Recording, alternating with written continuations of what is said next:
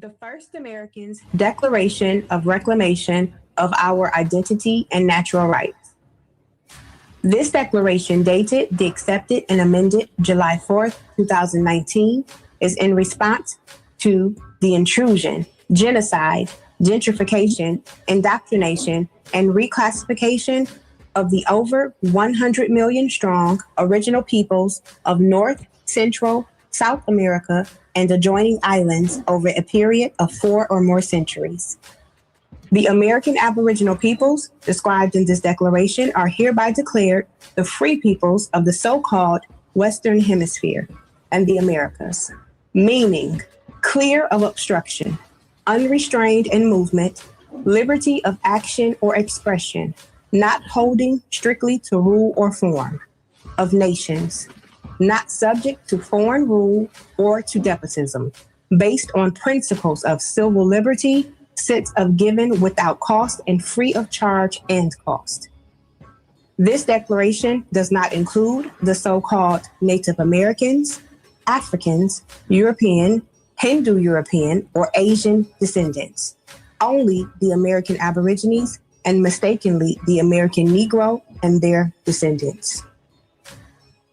Article 1. All so-called Black people in the Americas are not descendants of Africa, and this misclassification of our identity, i.e. colored, Negro, Black, and African American, is the result of social programming and indoctrination, and is not and will not be accepted by the autochthonous people in any manner, whether it be personally, socially, politically, or so-called legally. And any attempt to continue such reckless behavior will be seen as a conspiracy to commit a fraud, a hate crime, and defamation against the original peoples of the Western Hemisphere under international law and the American Constitution. The U.S. corporation, its nation states, affiliates, and sponsors have been committing many sorts of crimes against the original or Aborigine people of this land without as much as one warning for the genocide, rape, lynching, displacement, and scientific experiments. There are many documented cases. The list of nefarious and criminal activity is almost too long to imagine, and there must be an accounting and remedy for. By our estimates, the greatest majority of so-called white African and European descendants in the U.S. believe that the original or Aborigine people misclassified as Black were all brought here on slave ships by their ancestors, not realizing that we were here long before their ancestors existed. And the only reason that they believe the lie is because of the great effort to cover up factual history. Article 2. There are millions of acres of land held in trust by the governing bodies of the Americas that are the birthright of the original or Aborigine people of the land, and we demand that such land be returned in good faith and without obstruction, harassment, or oversight. Since the original or Aborigine people have been systematically removed and gentrified from our lands by fraudulent practices and intimidation, we feel it would be in the best interest of all involved to give back our land and allow us to live in peace. No exceptions. Article 3. We, as the original or Aborigine peoples of the commonly known as the Western Hemisphere, including but not limited to the Americas and surrounding islands, being of sound mind, body, and spirit, reserve all rights to self-govern to the best of our ability without the need for regulation, obstruction, oversight, or harassment from the governing bodies. We will operate as a responsible, autonomous nation, and all treaties, trade agreements, tariffs, etc., thereof on our land must be approved by us alone. No exceptions. Article 4. We, as the original and Aborigine peoples of what is commonly known as the Western Hemisphere, reserve all rights to travel anywhere and any time of our choosing within the Western Hemisphere without obstruction, harassment, corporate identification, or citizenship of any state-sponsored territories. No exceptions. Article 5. We, as the original and Aborigine peoples, have been subject to what is commonly known as paper genocide or paper terrorism by the U.S. state, local governing bodies, and their affiliate Masonic partners orders, i.e., policy writers, enforcers, and other corrupt actors. We will no longer accept your aggressive and, in most cases, detrimental paper, computer rulership in all of its forms. We are the original free peoples of the land, aka the first Americans. We are not and will not be your citizens nor property in any form, assaulting and attacking our people on an individual or group basis by anyone, including your citizens, your policy enforcers, or any of your corporate partners or affiliates will be considered a hate crime and will be dealt with as such. No exceptions. Article 6. All Aborigine, man, woman, or child have a natural right to protect themselves in any circumstances, and any attempt to deny this right will be dealt with in the most severe manner possible unless deemed otherwise by the appropriate council. No exceptions. Article 7. No Aborigine man, woman, or child will be enumerated, taxed, or brought into any other judicial or administrative body other than an Aboriginal council. No exceptions. Article 8. No Aborigine man, woman, or child are part of any so-called sovereign citizen or extremist group or movement of any kind, and any attempt by any individual, group, organization, or governmental agency to connect us to any will be considered a hate crime and defamation. No exceptions. Article 9. All Aborigine men, women, and children are free, born living beings and cannot be considered, identified, or treated as property or dead by the U.S. government or any other entities anywhere on land, air, or body of water. No exceptions. Article 10. No Aborigine men, women, and children can be used as debt or collateral by the U.S. government or any other entities anywhere on any land, air, or body of water. No exceptions. Article 11. We, as the original and Aborigine peoples of the so-called Americas, retain all rights to any and all resources that we deem necessary to sustain life, liberty, and the development of our people in any and all regards without obstruction, harassment, or oversight by any entity other than an Aboriginal council. No exceptions.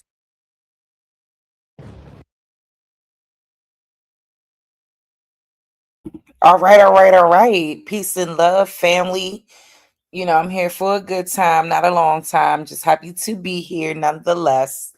And just give my takes on a couple of things that's been happening that I've been seeing, that I kind of just wanted to just give an opinion on. I hope everybody's doing well out there. Thank you, April Showers 9, for the love and the support from the chat.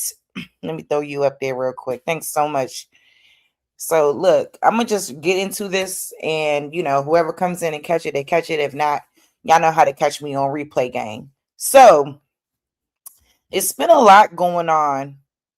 It's been a lot going on. Okay. I mean, I'm gonna start with Dr. Cheyenne Bryant. I'm gonna start with her first because I think my take on that is going to be pretty swift and brief. It's not going to be a whole lot to it. I kind of just want to go over some things that I feel, in terms of when we're talking about giving mental health and clinical advice to people under the guise of being a doctor. I think what she is doing, and I've said this before, is that she is a very interesting woman. Obviously very beautiful, very, very well spoken, very intelligent and beautiful. Let's just kind of play the clip first, and then I'll go into, my take on each clip that I'm going to show. Because people can't find your dissertation online. Mm-hmm. How are you responding to that in this new era of your life? I'm going to clear it up once on here. I'm not doing it again. And I'm clearing it up for my doc squad, for my fan base, for my audience who deserve to hear me address it. For the folks who have already made up their mind to not like me or not understand me, listen, I don't give a fuck what your narrative is. I would like for you to recreate it, double down on it, and run that shit. Because I don't give a fuck about it. Now, to my doc squad, my fan base, my folks, my village, it's very simple. I went to a school, Argos University, completed an entire program. I went back online to get my official transcripts because I was applying to a law school many years ago to be a professor there. And I had to provide my transcripts, right, to get hired. And I went to contact the school and say, hey, I need my official transcripts. I need my entire thing. And there was no school. I was like, okay, I'm confused. I Google. It says this school has been shut down. I said, oh, well, they got to have records. I mean, they were accredited when I attended the school. They were accredited when I finished the program. I go and look, there is a third party that has the records. Why I contact the third party, that third party only holds records for 2 years. I was past my 2 years. So that means that I had no access to records. And then I contacted, financial aid. You can't make up financial aid. It shows that I paid for a doctoral program alongside my master's program and my undergrad program. And they said, we can fully refund you your money under one circumstance. We give you your money back. You don't get credit for not a class, a course, a program you took in this university, at this institute. So do you want us to refund you? Or do you want us not? I said no, because I didn't want to risk the chance of them saying, well, we're going to give you back your money, and it wipes out your entire program. Luckily, I had, I do this with all of the schools. I had downloaded from the actual student portal my transcripts at that time. And I was able to get just about all of my transcripts, including up to like dissertation. But everything else, there's just no holding tape. Okay, so we get the gist of what she's saying here. First of all, I think to even start off with, I don't give a F what you think. I'd like you to recreate it. I like you to double down on it and run that shit is diabolical. I think that when people are trying to assess your credentials and then you're going under the guise of being a doctor, then I think that it's appropriate to do so. I think anybody that is calling themselves a mental health clinician, that is a serious thing. Like when you're calling yourself a mental health professional, or, you're saying that you have a doctorate in this area, I think that, like I said, once again, that it's appropriate for people to question your credentials. That's number one. Number two, like, I think that if she was more honest in regard to having a doctoral degree, I think that people would respect that more. I think in just, in terms of just saying, you know what, I'm a life coach. I give advice based off my life experience, and that's how I'm rolling. But instead, you're insisting on saying that you're a doctorate degree recipient. And if no one can find your dissertation, then let's talk about a dissertation, because as a PhD student, I mean, I know how hard, I'm not a PhD student, but I'm saying, if like being a PhD student, you have to write and defend a dissertation. And there is no way for 1 second that dissertation can't be found anywhere, because of the amount of work that has to go into it. Like the way I would flash a doctoral degree, baby, it would be no issue. And that's how I know, you know what I'm saying? It's easy. Like, she should be able to run that motherfucking dissertation. She should be able to run that degree. And I find it very, very disingenuous that, instead of just being honest, she's going to double down on the guys that she's a doctoral recipient. So yeah, let's keep rolling, because I also saw some crap from Umar. And I'll also say this too. Because if she is giving medical or mental health advice under the guise of being a doctor, she's wrong. If she's not a licensed professional and she's giving people specifically mental health advice, she is wrong. If she is charging people for that advice under the guise of being a doctor and people expecting a certain type of level of professionalism, a certain type of clinical expertise, and she's doing that under this guise of being a doctor and she is not, she is wrong. And I always tell people, like, there's a difference between, because I'm a master's student, right? And I'm going for a clinical social work degree as a master. Now, once I become a licensed clinical social worker, I have, through law, I can diagnose a person, I can give therapy, I can do all of those things. And I would be within my right and within under the guise of the profession to be able to charge for such services.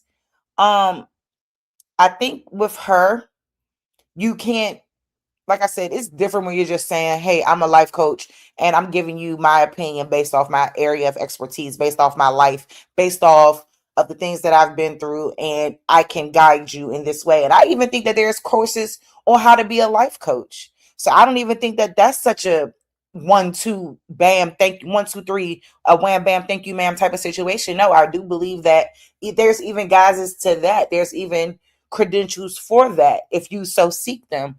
But I do also feel like there's also credentials for people who use their life experience to counsel other people and to help other people through their tough times. And like I said, I don't have a problem with her.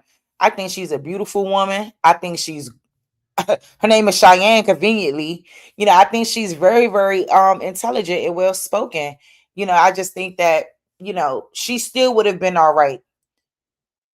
If she would have just been honest and say, you know what, I go back doctor as a stage name or something like that, not because I have a doctoral degree. But you said you have 3 doctoral degrees, you got 3 masters, you got all this stuff. People are going to start to question your credentials. That's just naturally. And I think even when you're in the spotlight and you're in the public eye, especially like the way she's hit fame, people are going to start to wonder, how legit are you? Are you legitimate? Are you, and of course, people are going to look for things. This is the internet. So I don't expect nothing less at all from people on the internet. They're going to go dig and find out. So now let's listen to Umar talk about this. Of course, just always rambling on, child. But for the sake of the conversation, let's just let me just play this. Oh, hold on. Sorry, y'all. To my career, it does nothing to my profession. I don't have a need to investigate her. I don't have a need to slander her, to belittle her, to malign her, to assault her. I don't have no need to do anything against that Black woman because she hasn't hurt anybody. She is a life coach, Art. And you. So to say she hasn't hurt anyone, yes, physically, she has not hurt anyone. But if you are, once again, under the guise of being this mental health professional and you're claiming to have a doctorate in this field, then yes, you could be potentially hurting people by not having the right licensure credentials, and you're parading yourself around as a woman with a doctorate degree. Come on now, we have to have some accountability here.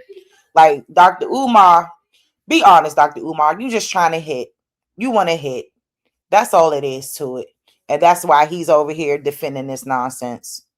You don't have to be certified or have a doctorate or a license to be a life coach. She ain't misdiagnosed nobody. She ain't done no clinical work without a license. I haven't seen any wrongdoing from Dr. Cheyenne Bryant. So what do I think is going on here, Art? I believe that Black women, I'm going to call the kettle black. Some men too, but mostly Black. Cheyenne Bryant, Black women are attacking her out of jealousy. They are jealous of her looks. They are jealous of her life. Okay. And see, this is where I'm telling you, he just want to hit. I swear to God, he just want to hit. He's trying to, like, she's never going to give you the time of day, Dr. Umar. So let's just start there. And I think for the blowback to be back on Black women, or so-called Black women rather, is really a real issue when men look at a woman that they like or they see or find attractive. This is sickening. I don't think it was just Black women that were looking for a dissertation. I mean, you say you're a doctor. I mean, I'm sure people looked for yours as well, Dr. Umar Johnson. I don't understand what the real tea is here. Like, to even put it in the guise of women are jealous of the way she looks and everything like that, it has nothing to do with it at all. And no, she may not have misdiagnosed anybody. We don't know what she's doing in the sessions that she's charging $300, $400, $500 for. Let's be real. We don't know. Coaching career. They are jealous of her podcast success. They wish they were in her position, and I wish you would give me a school. Because they are not, they are trying to destroy that woman. Wow. And then all of this because of her looks, all of this because of her success. Yeah, it could be some women out there that's jealous of her. Very much so. But I don't think that people would care to destroy her career when once you say that you're a doctor, yeah, stand on that shit and run us those papers.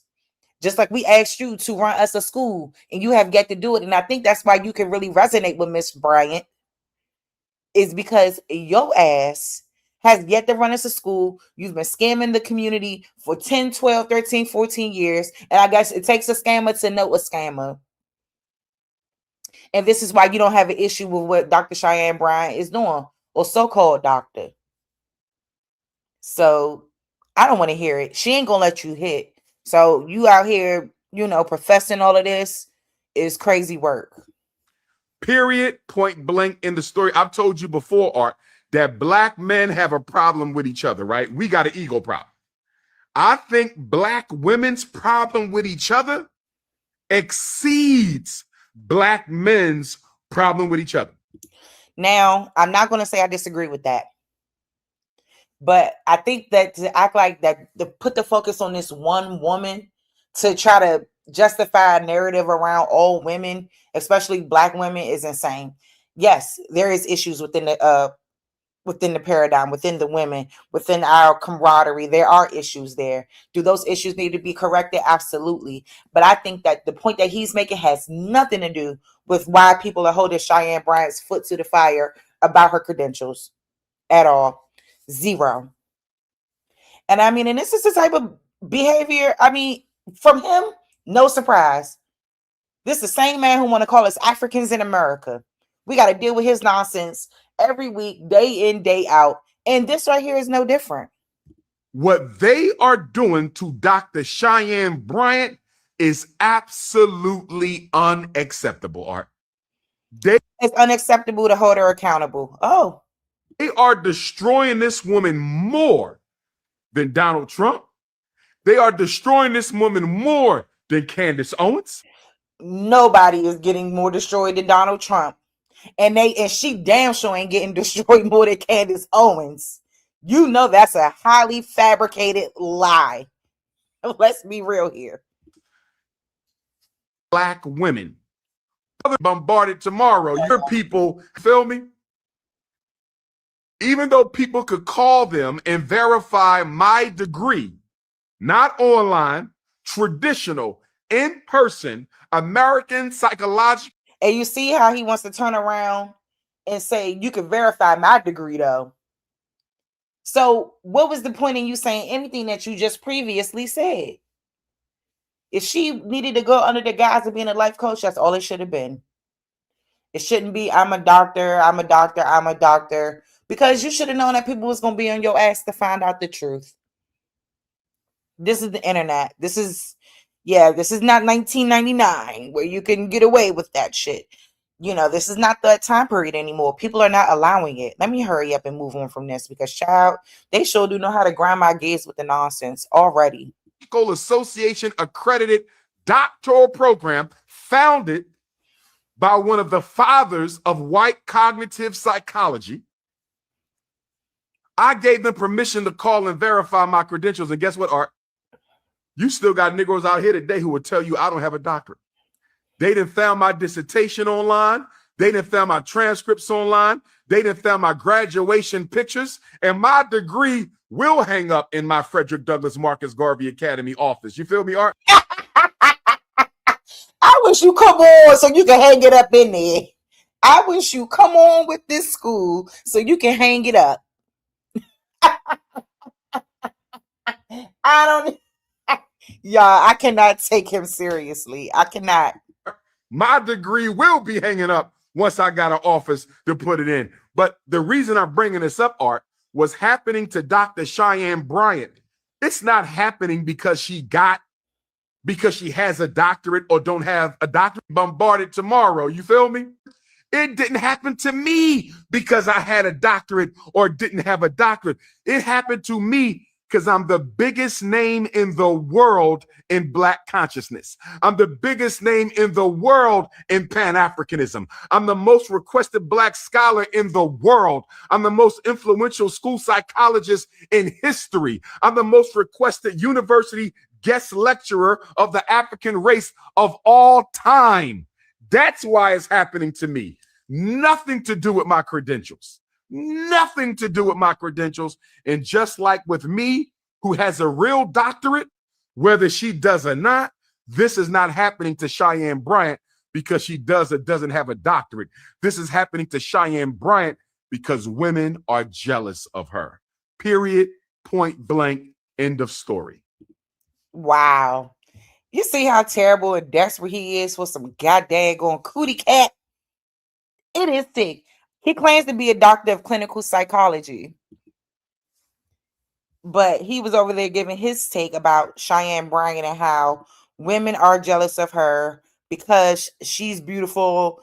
You know, she has an amazing podcast career, blah, blah, blah. The women just hate her. And that's why they went in to go find out her tea about whether or not she had a doctorate degree.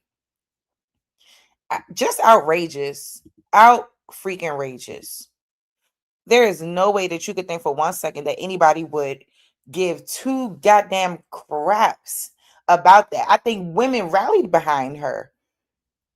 And then they found out the tea. And it wasn't just women, it's the internet. So we don't know who is behind that. And I think it's a place to blame on us as, you know, the so-called Black woman. Is just diabolical work. And like I said, I think he just want to hit. And that's why he defended nonsense. So anyway, let's keep it pushing. Oh, I think I got one more video of her. So this just came out about her. And like I said early on in my video, in this presentation, I said, she's a gorgeous woman. Gorgeous. I don't have a problem with her. You know, I do think that there's an issue when you do promote yourself as something that you are not. And when you get held accountable for it, you can't sit over there and act as if someone is doing something wrong or saying something wrong by calling you out. They are not. They are not. You have to understand that. Okay.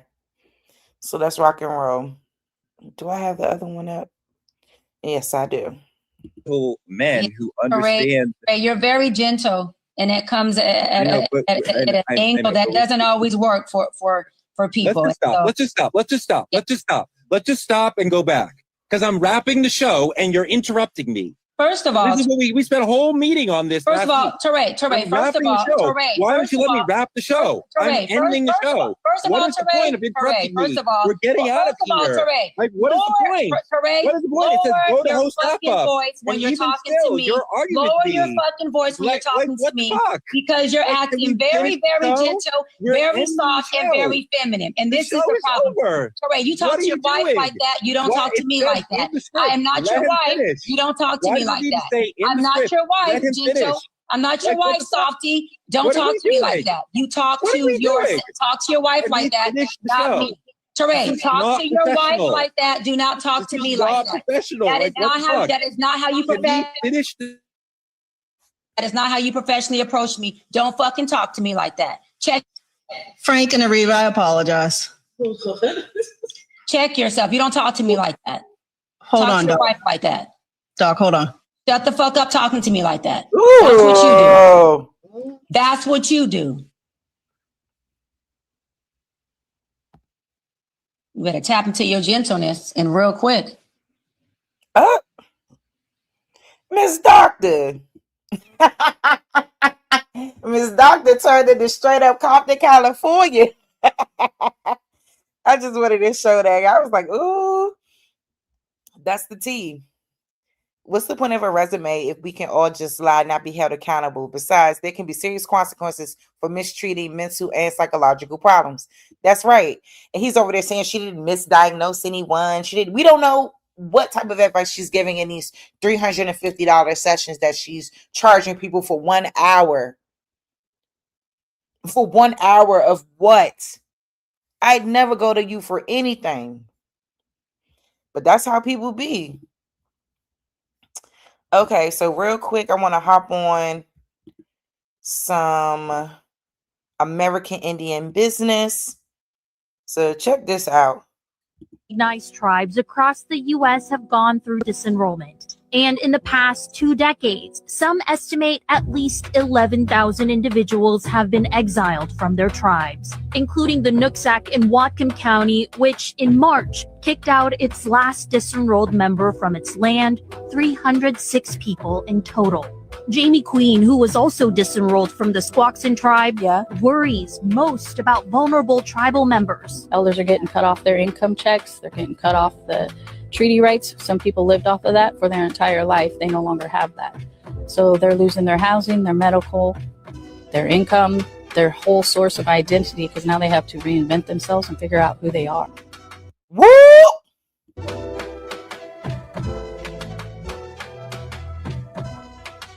The Copper Truth Cup carries history.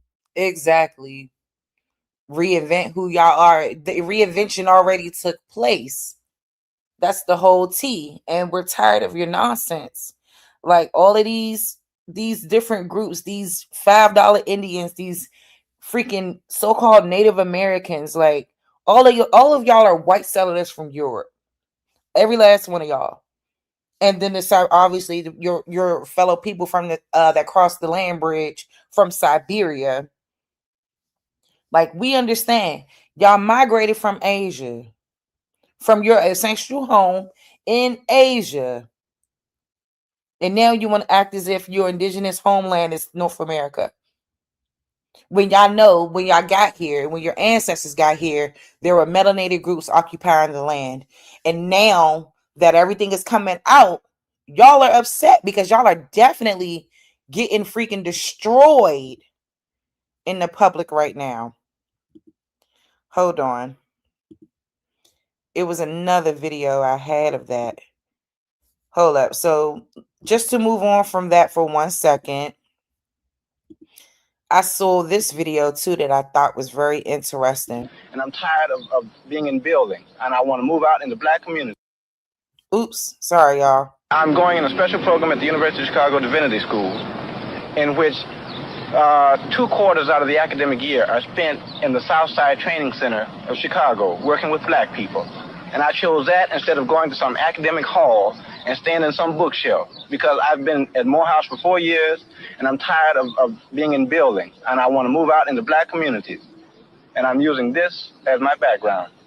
I want to know, why do you choose to go to Ghana and teach? And if you're so Black conscious, why not take a teaching position in some ghetto area right in the United States? Right here. I mean, Ghana is there, but I mean, we are right here. Everything is in our midst.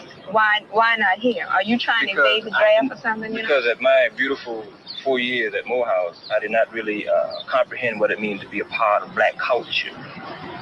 So, if I go to Ghana, it is hope that what I learned that I can relate to America. Well, you can go down there. You can go down to Vine City and do the same thing as you're doing in Ghana. Rather than help the people here, rather than help your friends and neighbors, you see, you're gonna go. I love our people from back in the day, man. They used to be on next so bad. And what's crazy about this conversation that's taking place is, so basically, it's a college senior who's pretty much talking about what he's going to do after his college graduation. And, you know, instead of him teaching in an inner city black school or whatever, or, you know, in the inner city in the States, he wants to go to Ghana and teach, which I find extremely insane, because I just think, I don't know. I think that this is weird. And I think it's just kind of like something that he's just trying to, I don't know, like, I guess trying to make himself feel better for, or make himself look better for. I just think that the people was definitely 100% right for getting on his ass and letting him know the tea. Like, I feel like when most of our teachers go over, or our so-called educators go over to other countries and they teach, they want to know about the American experience. They don't want to learn about that shit. They don't want to learn about their homeland. They want to learn about America and what America is like. So I always find this interesting when we want to take away from our own and we want to go and give it to the children in Africa. There's nothing against that. But we have so much work that we have to do on our homeland with our children, teaching them and building them up, building confidence in them, pride in them, building up self-esteem, everything about what it means to be American, being indigenous, whatever it is, just building them up to understand and love their own homeland. It's like, we'll take everything that we've earned and give it to somebody else. I find it very interesting. And I know that this is a different time period. I mean, maybe like the 80s or something. I'm not really sure.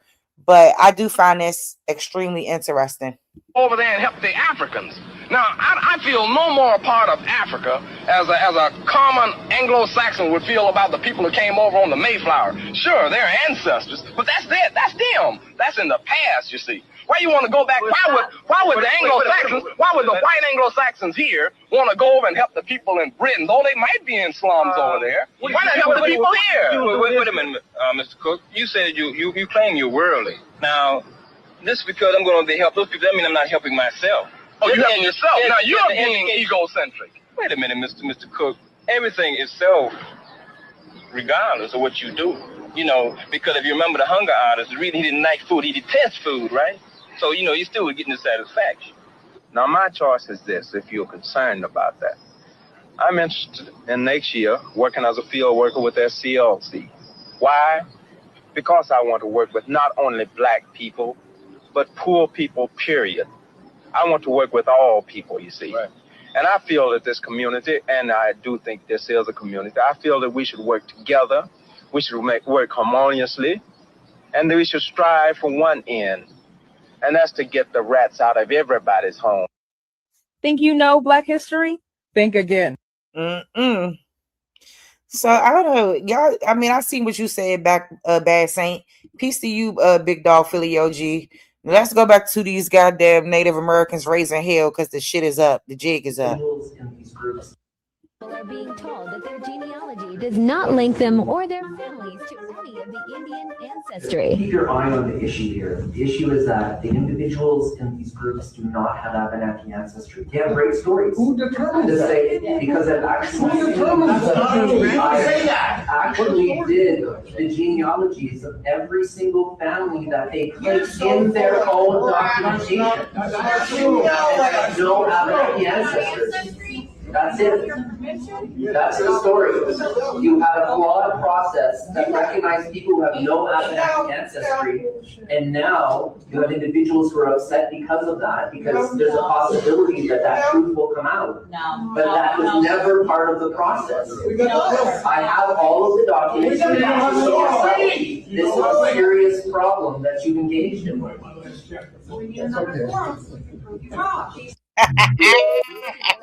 As much as you want your genealogical evidence with you. And that's why it never happened, because you did not bring, we invited you to Odanak, Chief Rick and everybody, and the council, and with the emphasis that you bring the genealogical evidence. And then you never showed up because you do not have it. That is the clear and precise evidence that presented by people who have credentials of PhDs, who have PhDs. They have very much credentials, and I'm trying to speak and counter a point that they are making that is a lie. They were definitely invited, I will give you that. But you did not show up with the facts of evidence, genealogical evidence. That was incredible, and nobody showed up from this side because we never received it. You did. I have a question for Mr. LaRue. They're being told that their genealogy does not link them or their in these groups do not. They get cooked. They mad. They getting cooked. Trump cooking them. They just getting cooked. Oh, y'all. So look at this funny crap I saw. Oh, man. Something went wrong. Okay, here we go. Child. Oh, man. Here we go. Is the traditional Mohawk Sunday morning breakfast. Now, when you think cornbread, you're probably thinking that golden, light, and fluffy, almost cake-like texture bread that you would eat with chili or at a cookout. But for Mohawks, our cornbread is made with cornmeal and kidney beans. You start by adding some cornmeal to a bowl, and you slowly incorporate warm water. Also add 1 can of kidney beans. Now, the reason why Mohawks eat this heavier meal as part of their Sunday morning breakfast goes back to when the native ironworkers of Kahnawake were building up the New York City skyline. Before the interstate was complete, Mohawks of Kahnawake would travel 10 to 12 hours from Kahnawake, Quebec, down to New York City. This heavier meal would not only keep them full, but give them leftovers for the road. Many Mohawks would also eat this after attending church. Since Kahnawake Mohawk territory was originally a Jesuit missionary, there were and still are a lot of people in the territory that attended Sunday Mass, and afterwards would come home and have the cornbread. After you form your cornbread patties, you're going to want to boil them. The boil time depends on the size that you've made, and I usually leave mine in for 20 to 30 minutes. For the traditional Mohawk Sunday morning breakfast, you want to pair with steak and sausage. Today I'm frying up 2 thinner pieces of steak, seasoning lightly with salt and pepper, and then into the same pan, I'm adding my sausage. These are basic breakfast sausages, and you want to cook them until they're seared on all sides. In the same pan, you can add some butter and flour to make a gravy, although some Mohawks use tomatoes and make a red sauce. Wow. Once your gravy is prepared, you can pour it over your cornbread, steak, and sausage. Those who've never tried cornbread before might find it a little bit plain. It has a similar flavor and texture to tamale without any meat filling, so you get your flavoring from the gravy and the meat. So if you want to start your Sunday morning like a Mohawk, you better have your cornbread and steak. Girl. You don't get that shit out of here, man. It's getting real bad. Relatives, but the science for ethnicity testing isn't as concrete. Entertainment value only. William Gilliland is a biology professor at DePaul. He says DNA kits can be great for connecting family members and finding relatives, but the science for ethnicity testing isn't as concrete. There's nothing that confident for ethnicity. There's no diagnostic nucleotide. You can say this person is from Europe, this person's from Africa. Now, with all this evidence, can you all please stop the nonsense? Thanks. And wish me silence.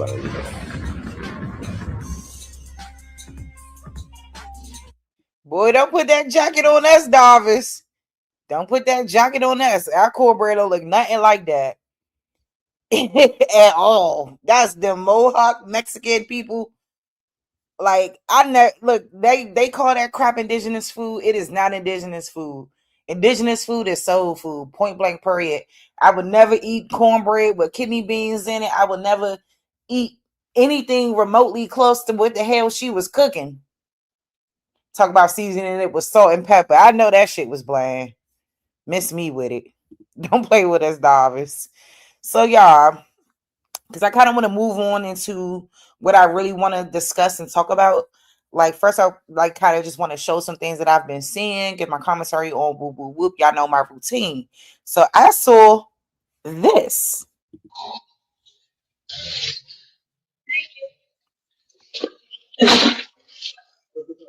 Thank you.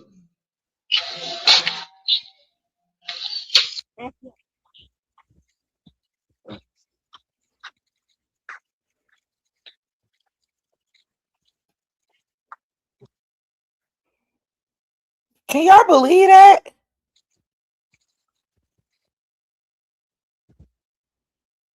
That is just, it is so degenerate. That is degenerate behavior. So I know that there was, let me see if I can find, because there was a message she had wrote on the side of that video, but I don't have it. But long story short, that video is of a man who knows that that's his son, ignored your son for 5 years, and then you show up as a DoorDash driver at the house. You see the boy outside and you don't acknowledge him or speak to him or nothing. And I'm not even sure if this young man even realized that that was his father. You know what? And I try not to talk about these types of things on my platform because I try to keep it a neutral platform. But this shit deserves 50,000 lashes. This is the disgrace that I hate so much. And I hate to see our babies being treated in such a disgraceful, despicable manner by men. And for what reason you have something against that child's mom or whatever, it doesn't mean that that child doesn't deserve love. And I don't understand this behavior from men in our community and why that they think that this is acceptable. You clearly got time to run around and DoorDash. You don't got 10 minutes out of your day to give your child a call, see how they're doing, care about them. And then they wonder why the community is ran rampant like this. Because we have degenerate men walking around like this, calling themselves men, being a disgrace to our entire race. And then they wonder why they're not respected by other groups of men because of idiotic, nasty, stupid behavior like this. And then somehow all the blame gets put on women who are single with children. It's her fault. It's her fault. She needs to choose better. She needs to choose. No, maybe you should act better. Maybe you should conduct yourself better. Maybe you should give a damn about the seed that you helped bring into this world. How about that? Because I find it so fucking weird and very, very just strange that we have men out here that will defend this behavior and blame it all on the woman. This is just purity. I'm just disgusted. I am disgusted. And I am so tired of seeing our so-called black men walking around, acting in this manner, treating their children like they don't exist. And how many times is the woman going to keep giving you a pass? How many times? How many times? Let me see if I can find the I really want to see what she had wrote. I can't seem to find. I thought I put it in my thing. Let me check. Okay, let me see. I might. Okay.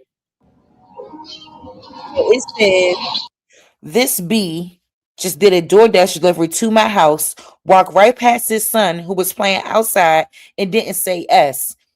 He lucky my son didn't catch that S until he was gone because it would have been a mother effing problem. How the F you walk past your kid and not acknowledge him is crazy. My son didn't even know for sure if that was him until after the fact because his BA ain't never been around in 4 to 5 years and haven't done S for his kids. Oh my bad, I had to turn up the light on that. I'm pissed. He pulled off so mother effing fast. We've been in the same home for years. Now he know where I stayed. Why would you even accept this order? Yeah, I just, and I'm in agreement with the young lady who wrote it.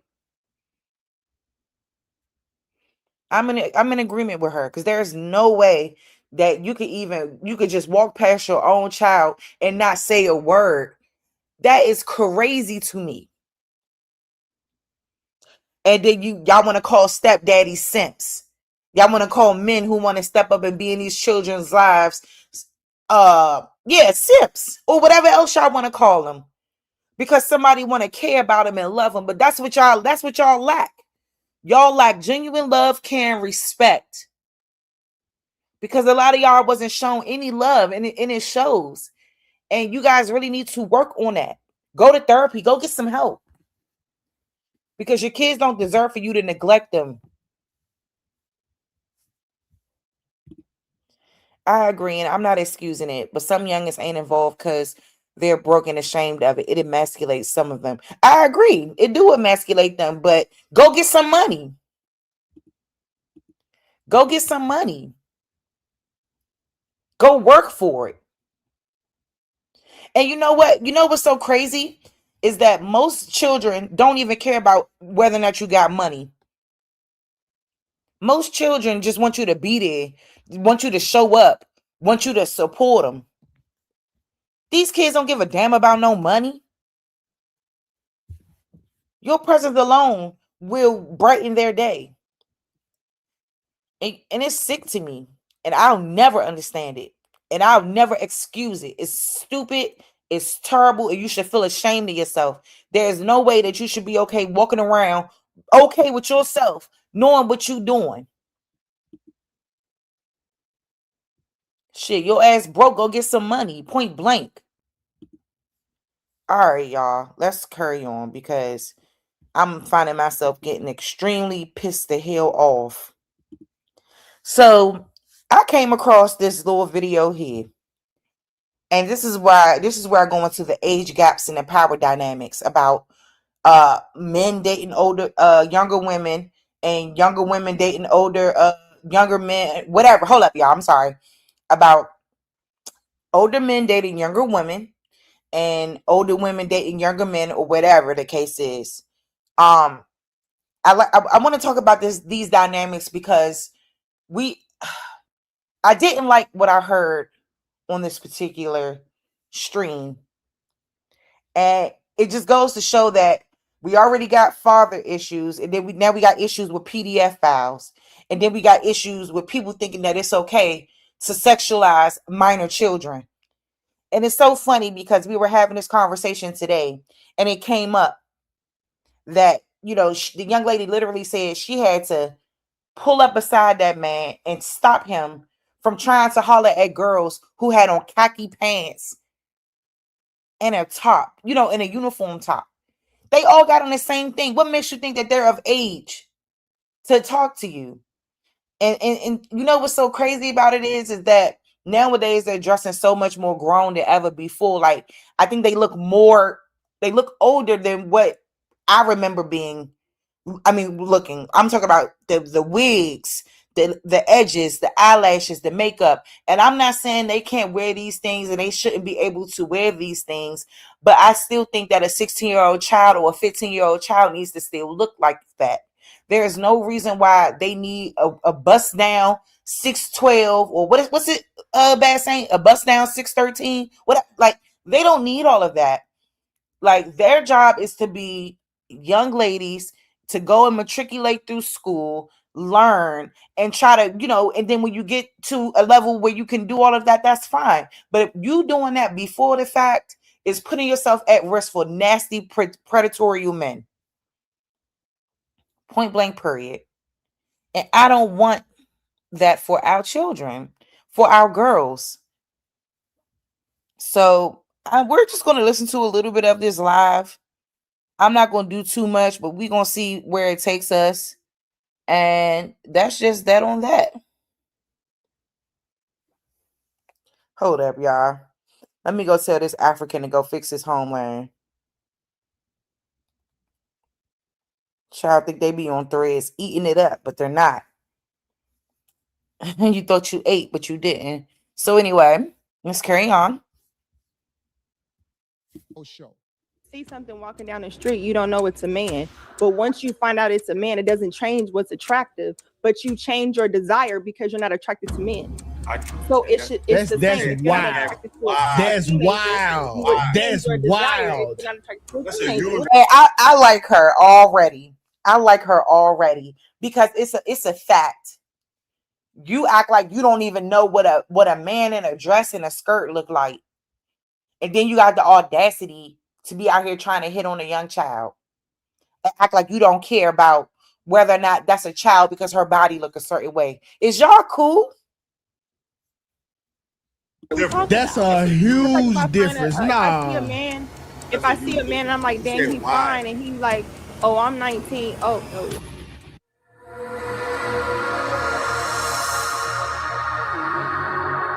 Your discernment to Nigga, I had like when I finally got my hands on a goof ass woman at 22. Think about it. I 22. I thought there would never be another not goofy ass woman in my life. Let me go ahead and cuff this one. That's how. I mean, did you found one? Obviously. Yes, nigga, that's a unicorn. I'm not. But you found it though. Yes. How many didn't?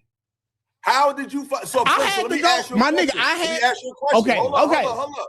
Let me ask you a question because you're talking on the show. Okay.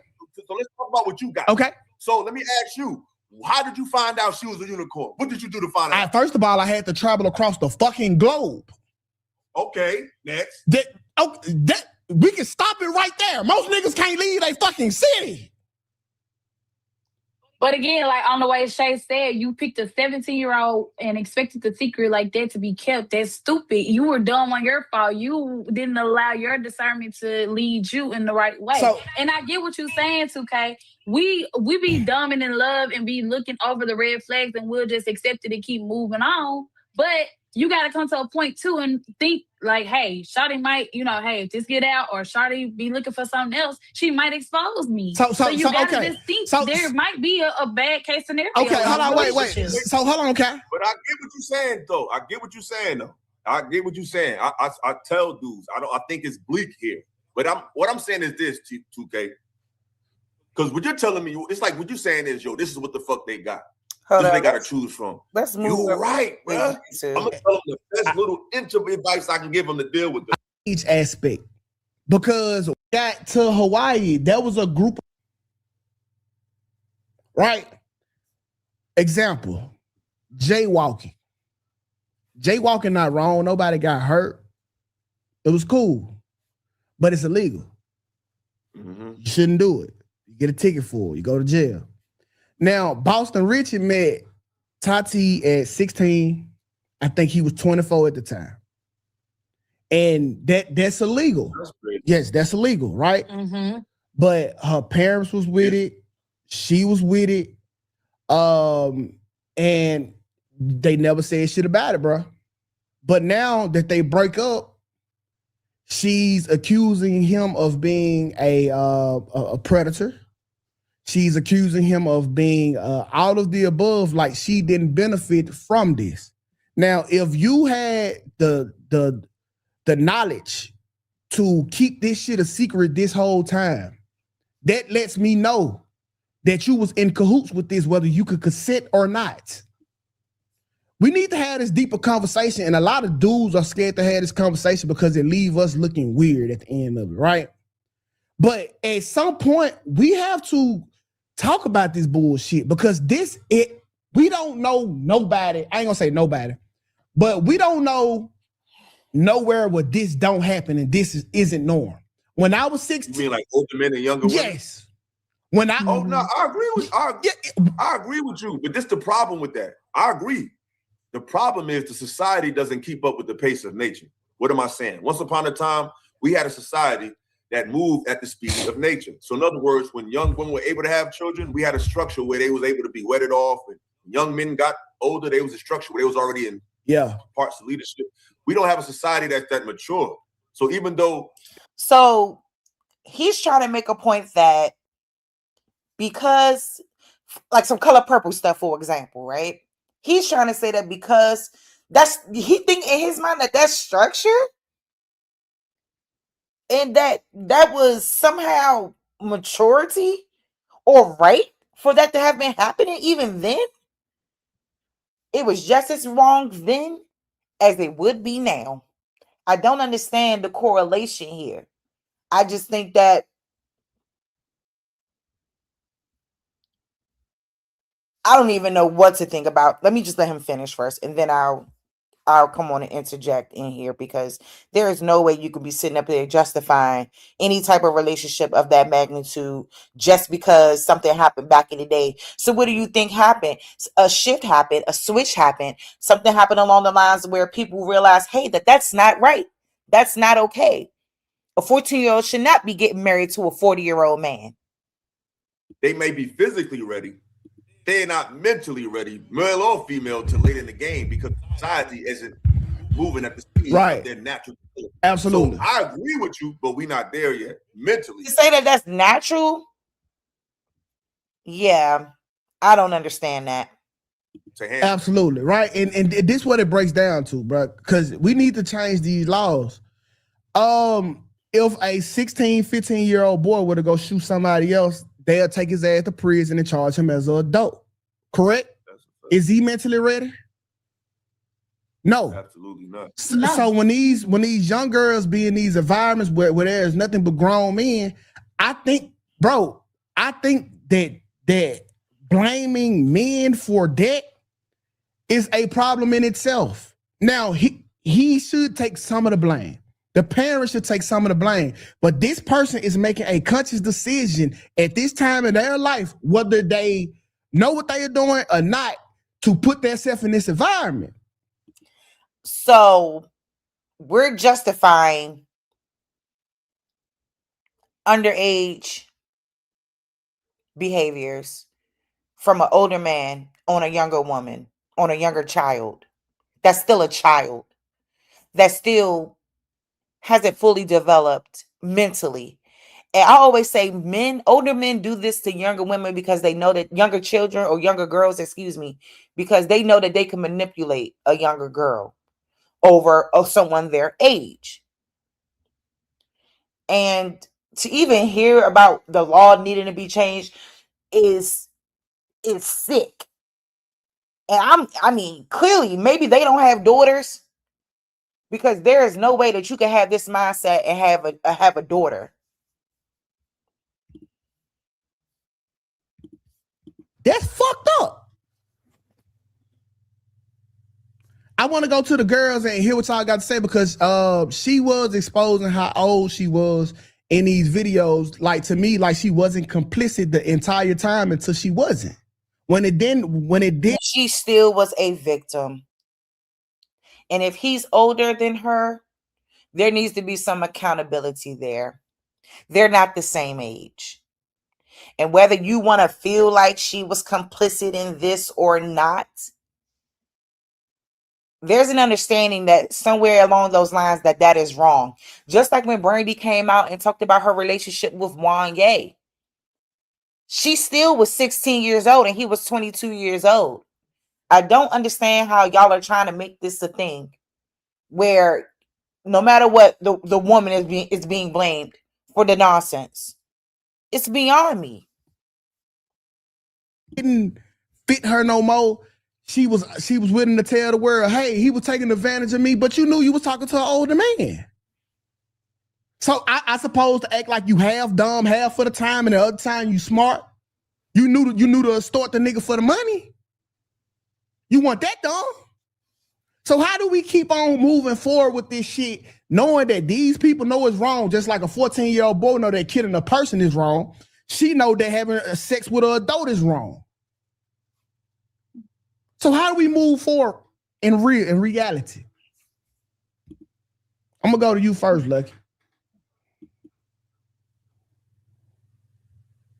Well, good morning. Welcome to the shit. Good morning. Quite a question. Welcome to the shit. So I'm sorry I came in. So are we saying that the question is why isn't a child held accountable for having sex with an adult? Well, I'm saying if they put, I'm not talking about the adult predator that's getting after them. Like, they are literally putting themselves in the harm's way. Like, they are in the clubs.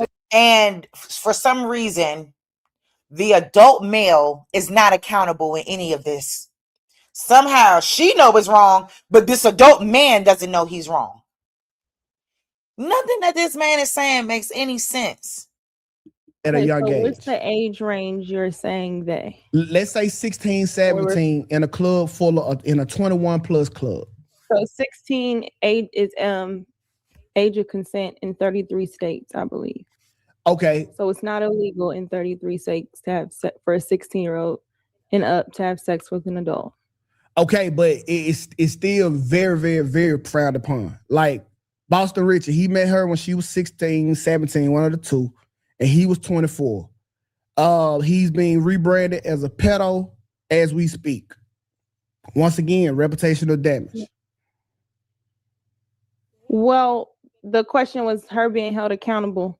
I don't think you can hold her accountable as she was 6. If it were in a state where they had sex and it was age of consent, something wrong with it. Fuck the age of consent, right? Whether we agree or not. So that's what I'm saying. So we talking about social media backlash. You can't stop people from having an opinion about why a grown man finds a teenager attractive. I think that's more of the question, because typically when you think about compatibility, you're talking about like-minded. Exactly. What did I just say early on? What in the world would a grown man want with a 16-year-old child, whether the age of consent is there or not? What do you want with her? You know what you want. So please, and I hope she get them together, because that is absolutely absurd. I don't really know grown men that got shit to do that really are attracted to young-minded women in general. Even women who are up in age, they call them childish. So I think it's more of a mindset about a man to be attracted to a teenager, just like a woman to be attracted to a teenager. Okay, so this is why your girlfriend has a backpack.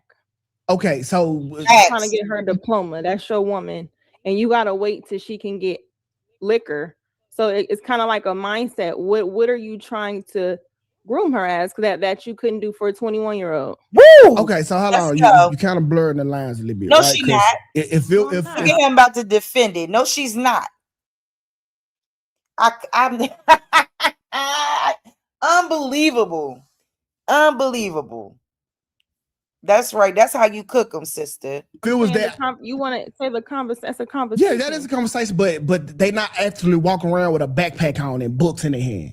All right, trust me. Yes, but they you are. Understand the way it's looked at. Still going to school.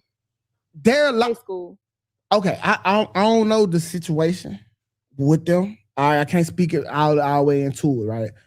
But what I was saying, that this is why I led the conversation where something can be illegal and right or wrong, right? Just because it's illegal don't mean that it's wrong, right? Like a couple months ago, like I got into an altercation.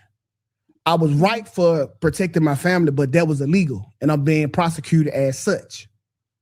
Mm-hmm. So I don't think that the laws always align up with what the fuck is going on morally out here. Mm-hmm. Because we know, all of us know the high school girl that was talking to the grown man. Correct. All of us. Matter of fact, I think that's why I changed the scenario for you, and I said 16 is age of consent in most states, so it's legal. So we can make it correct all the way around. I'm just saying that you wanted to address people's mindset, and so I'm addressing why we're looking at it that way. Because if you look at a 16-year-old, she's still going to school, even though it's legal. She's still going to school. So you have to, if you want to pick her up, you have to drop her off in the morning. She still has to get a diploma, unless you saying your girlfriend dropped out of high school, but she's still 16. You know what I'm saying? So it's kind of like the question is, why do grown men of a certain age find 16-year-olds attractive? That's the question. You said I'm making it seem like something. That's the question. Bottom the hell line. got it, Bottom the hell line.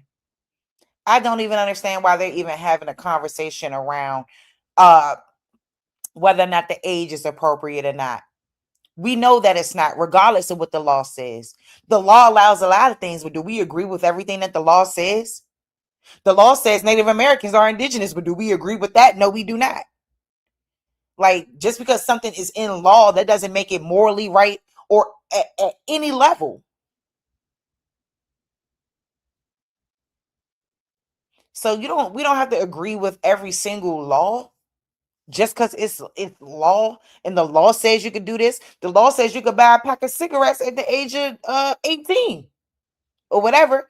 It used to be 18. I guess you got to be 21 now. But you get the point. Y'all get the point that I'm making. That doesn't mean everybody agrees with that. And trying to change people's mindsets around what's correct and what should be done is already diabolical in itself. That's fair, but I think you word it that way, it takes away from the historical obvious relationship that we've seen since we were children. That was younger women with older men. How does it take it away? Even if you ask what made them attractive to a 14-year-old? Because the way you, I mean, 14, it just, We're 16 married. is, it sounds bad, but the thing is this, right? I don't deal with younger chicks, but all my life I've seen teenage girls in high school deal with older men. Thanks. Like no one made them do it. They did it all the time. You know They're what I'm saying? only A lot of our grandfathers, they 10 years older than grandma. So at 16 and 26 was crazy. At 26 and 36 is okay. So it's the same age gap. It's the same. It is 26 and 36. 16 and 26 is not the same. 26 and 36 is that's two different things. And I can't believe that you would even part your mouth to say this. Now, let's hold on, because what's going on? What's going on? People like, share, and subscribe. Like the show, please. Like the video. I mean, I see we got some real straightening that got to be done, man. This is bad. If this is the type of opinions that we have going on around the manosphere. No one made them do it. They did it all the time. You know They're what I'm saying? only A lot of our grandfathers, they 10 years older than grandma. So at 16 and 26 was crazy. At 26 and 36 is okay. So it's the same age gap. It's the same mental gap. It's just later. So what I'm saying is, what women don't realize is, what men see in women is not her maturity. A woman is ready for a man when she's physically able to sexually take him on. Yeah. That's the litmus for a woman. What she becomes, he has to build. A woman is going to be built by something, whether it be her job, whether it be her career, whether it be her fraternity, sorority, whether it be her friend. She's adding, somebody had to download something somewhere. So the problem is, a lot of men may not be able to mentally mold her into what they need her to be, or to be a better woman. But that's not what they're looking for. It's when she's able to handle that man's sexuality. That's when she's ready. That's why I hate to sound weird, but I'm just saying, that's from a man's perspective. I'm not. You Because I'm see kind of these taking on the comments? question, because People up there talking about facts. Oh my God. We are down bad. We are down bad if this is the type of way that we got men thinking and trying to somehow intellectualize this type of situation, or normalize this behavior as if it's correct, as if there isn't a full-grown adult in the situation. Whether you feel like she's trying to do something, she was with it, and all of that, when are you as the adult going to be responsible and say, you know what, you're not in my age bracket, you're too young for me? This is no different from the backlash with R. Kelly and Aaliyah, allegedly. It's no different from that backlash, allegedly. Okay? So that's why I was so taken aback by this. I was so shocked to know that this type of thinking is going on in people's brain. And then trying to make sense of it is even worse. we're saying, why isn't that girl held accountable? So I took it away. 16 is legal. Let's say we're in a state where it's legal. Let's just talk about it. Why it's frowned upon is the question is, regardless of the age, she could be 18. The question is, why does but we're not calling an 18-year-old a pedophile for talking to a 16-year-old. So he's like, there's a backlash. The question is, why is a man attracted to a 16-year-old? You said that wasn't the question. That's the question you proposed. Wait. And see how he's trying to deflect, because at the end of the day, the idea, she's correct. Why is an older man, why is a 26-year-old attracted to a 16-year-old? Why is a 24-year-old attracted to a 16-year-old? And because she's going along with this somehow, and this is, and so hold on. So because she's going along with it, that makes this right and okay. But we don't have nothing to say for clearly a grown man trying to doing this, pushing up on someone clearly immature, not ready for anything that you have going on mentally or otherwise. someone that you just want to manipulate and control, point blank, period. And that's all I keep getting. That's the only thing that keeps coming to me. That's the only thing that keeps coming to me, because that's what I feel like it is. And Bad Saint, you know, growing up in DC, we seen what just happened with the man that is popular in the community of Go-Go, who just got sentenced to, I think he just got sentenced to, I don't know how many years, but I know it was a lot of years. Molesting these young girls for forever, doing this terrible behavior to those young girls. No different. No matter of fact, let me see if I could pull it up before I go back to this. So that took place. There was also another man who taught at the Duke Ellington School of Arts who just got convicted on the same thing. Hold up. Let me see if I can find that.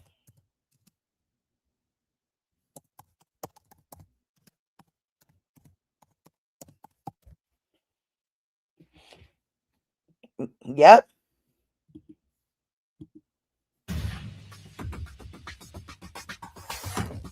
Developing tonight, a D.C. jury has found a former Duke Ellington School of the Arts teacher guilty of 8 of 10 charges for sexually abusing one of his former students. The jury is expected to return tomorrow to continue deliberating on 2 remaining charges. The News 4 I team has been following this story for years and was the first to report the young woman's allegations that are now at the center of this criminal case. Our investigative reporter, Tracy Wilkins, has been following this story. Tracy has a lot of impact on what happens in terms of protecting our kids in the schools. What's the latest here? Yeah, this was a very disturbing trial, very difficult to listen to in court.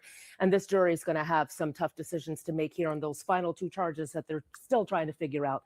Mark Williams was once a revered department chair at the DC Arts School, which is known for coaching some of the best and brightest young artists to come out of the district. But today, a jury found him guilty on 8 of 10 charges so far, agreeing with U.S. prosecutors that he used his position to develop a sexual relationship with one of his former students in 2014. At the time, that student was 17 years old.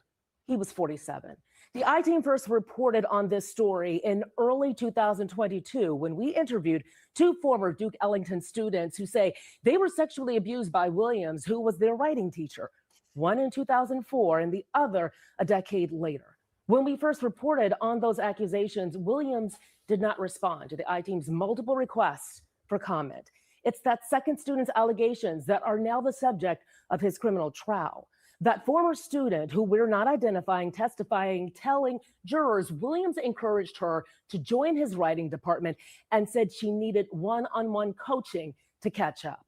She testified that soon after he asked her to critique sexually explicit essays he had written and eventually began a sexual relationship with her during their independent study classes at the school. She said that relationship culminated in having sex in a car off campus during school hours, and that the relationship continued into her first year of college. Williams, however, testified he didn't have sex with her until she was 18 and had already entered college. The 8 guilty charges focused on sex acts, but the jury has not yet decided on whether he engaged in intercourse. That is included in the final 2 charges that the jury continues to deliberate on. Much of the evidence presented in this case centered around emails that Williams and the student exchanged in 2014. Williams said the sexual content in those exchanges were a writing exercise, but prosecutors argued they served as a timestamp of the various acts of sexual abuse. Williams testified that he was asked to resign from Duke Ellington in 2019 after allegations of his abuse emerged and he was questioned by DC police. Williams' attorney said he may comment after a decision is made on the final 2 charges. The jury will return tomorrow to deliberate. According to DC code, a first-degree charge of sexual abuse of a minor can carry up to 15 years in prison. First-degree sexual abuse of a secondary education student, up to 10 years. We also reached out to Duke Ellington today for any comment, but have not heard back. But I got to tell you, and as moms, I mean, being in court and listening to this, so many questions about how this was allowed to happen, how this teacher was allowed to interact with the student in a locked studio in the basement of the Right. school and do all of the rest of this. But I got to tell you, what I got out of this was that parents really need to have that conversation with their kids, that even trusted adults in the school talk to them about predatory behavior, what that looks like. There is no reason for a man to be in a locked studio alone with a student in a basement of a theater. And unfortunately, it's often a trusted adult who grooms a victim. So it's a terrible situation. And this grooming happened very quickly. February, the email started, and then by March, you know, this behavior. So just a lot to take away from all of this. We've reached out to Ellington because we're really interested in what they've done to make sure something like this doesn't happen again. Good. And so hopefully we'll hear back. And again, we are hoping to also hear from his attorney on this. All right, Tracy, thanks for being out in front on this. 4 women bravely faced the man who sexually abused them as children as he was sentenced to 165 years in prison. 3 of them had a message for their abuser and other possible victims. 25 years, and it feels so good to finally get justice. This stuff ate him up, you know? Everything that he put us through, it's getting him back too. Please come forward because you'll get justice just like we did. 160 years is probably not enough for me. I need more.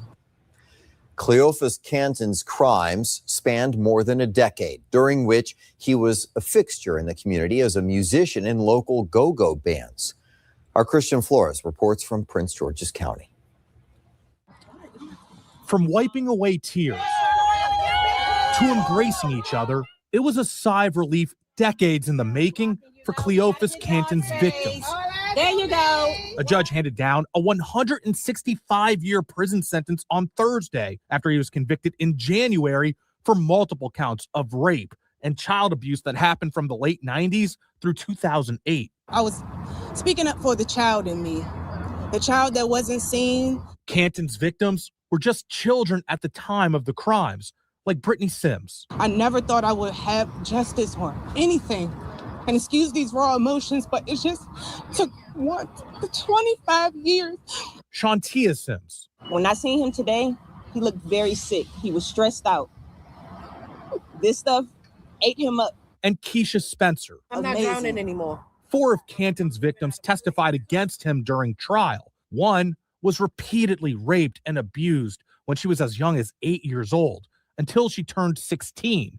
They all knew him through his relationships with family members. We actually told our parents at 13. We told them and nothing changed. He was still there. Everybody treated him like family. We understand that oftentimes there are different family dynamics that make reporting complicated. However, your child should be heard. Even with this prison sentence, the fight for justice is not finished. Both prosecutors and victims are pleading for more people to come forward if they were also victims. Just please come forward because you'll get justice just like we did. We are speaking up. We are protecting our kids. Yes. No more. My daughter is safe. I am safe now. Christian Flores, 7 News. Today. How disgusting, man.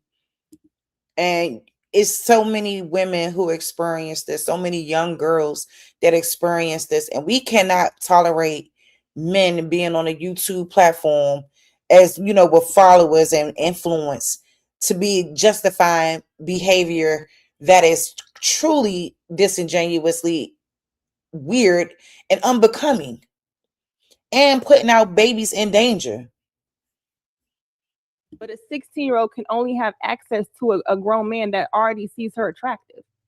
So regardless of the fact, you have also had men that used to tell young girls, get your fast ass in the house. You have those men too. So the men that don't are the men that we see hang out. We know them all of that. I have female friends that dated older men in high school and they do not feel like they were in any type of mental whatever because they were having sex regardless. But I'm saying the reason why it's frowned upon is the question that men always get away from and they never can answer. Matter of fact, is why do they find teenagers attractive even if it's 14, grandma, whatever? He just told you that. Just worded it. But it's just the way you're wording it. You keep saying, so a 20-year-old is not attractive. I'm gonna answer it. You know what I'm saying? You keep saying the word teenager. So when people hear the word teenager, that's what it is. Let me answer. You say the word teenager, that's an what image it is. But attraction is one thing. Are they not a teenager? is 16, not 18 ager? Are we playing semantics here? Or is this just, yeah, I can't believe it. They as men or calling themselves men should have been willing to not condone that behavior at all. And it shouldn't even be a conversation around whether or not it's right or wrong. This is ridiculous. On attraction is another. There you can see a girl that's 17 that looks 25 and be like in your mind like, yo, she look right. Like but once you know, but once you act on it, it's another it don't thing. change. Is why. The question you asking is why they're attracted. They're attracted because they look like an attractive yes, woman. but They're once just you not realize old enough it's to just deal like you with can be. That- But Illa, that's just like saying obvious. when you see something walking down the street, you don't know it's a man. But once you find out it's a man, it doesn't change what's attractive, but you change your desire because you're not attracted to men. So it's the same. If you're not attracted to a That's teenager, wild. you would change That's your desire if wild. you're not attracted to a That's a teenager. huge What are we difference. talking That's about? a It's like huge if I find difference. if I see a Nah. man, if That's I a see huge a man and I'm like, You dang, said he's why. fine, and he like, oh, I'm 19. Oh no. That's the instant thing. But we didn't ask you why are you attracted. You the question you're asking is why are they being with them? That's a fair Because they question. know her That's age. different, but So that's the two different question is questions. about That's two once different you know her age, you are attracted to a teenager. So look, hold on. So look, And wait. see, this is what the issue Yep. gets because it No, makes it because seem you like I'm wrong hold on. Yeah. about once you know her age. This country dude up here is tripping. Now, I remember him from being on, I went on Anton Daniels' panel like 2 times. I think the second time I went on there, he was there. This one up here at the top. You are attracted to a teenager. So look, hold on. So look, wait. See, this is what the issue get because it No, makes it because seem you- like I'm wrong for asking. Instead of I'm just trying to thinking answer. about No. Let's really talk about it because I'm gonna say the weird shit, right? Because see, you win it because the nigga don't want to be weird. All right, just why is it weird? hold on, though? wait, You're trying to convince me it's not weird, so because you don't think no, it's weird, so hold you on, think look it's it because we weird. in today's Tell me society. it's not weird, It's bro. Some of the shit that we do not weird, but you just can't say out loud because they're going to deem you as weird.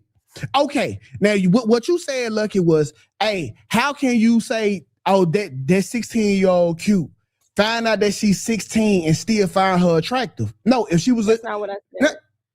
That's exactly what you said. You said, how can I say that 16-year-old is cute? You said teenager. The understanding was you didn't know she was 16. It don't matter. You learning her age, if you are attracted to her, you learning her age means nothing. That just means you don't pursue her. That's what I'm saying. That's what I literally just said. So once you know her age and you pursue her, the question still remains because you know her age now. What are we missing? So that's why you shouldn't be with them. But you said attraction. Attraction Because means I'll look at something and find it okay, so attractive. now we want to be word because you are attracted to her, you learn her age means nothing. That just means you don't pursue her. That's exactly what you said. If say, oh, that 16-year-old cute, find out that she's 16 and still find her attractive. No, if she was that's not what I said. That's exactly what you said.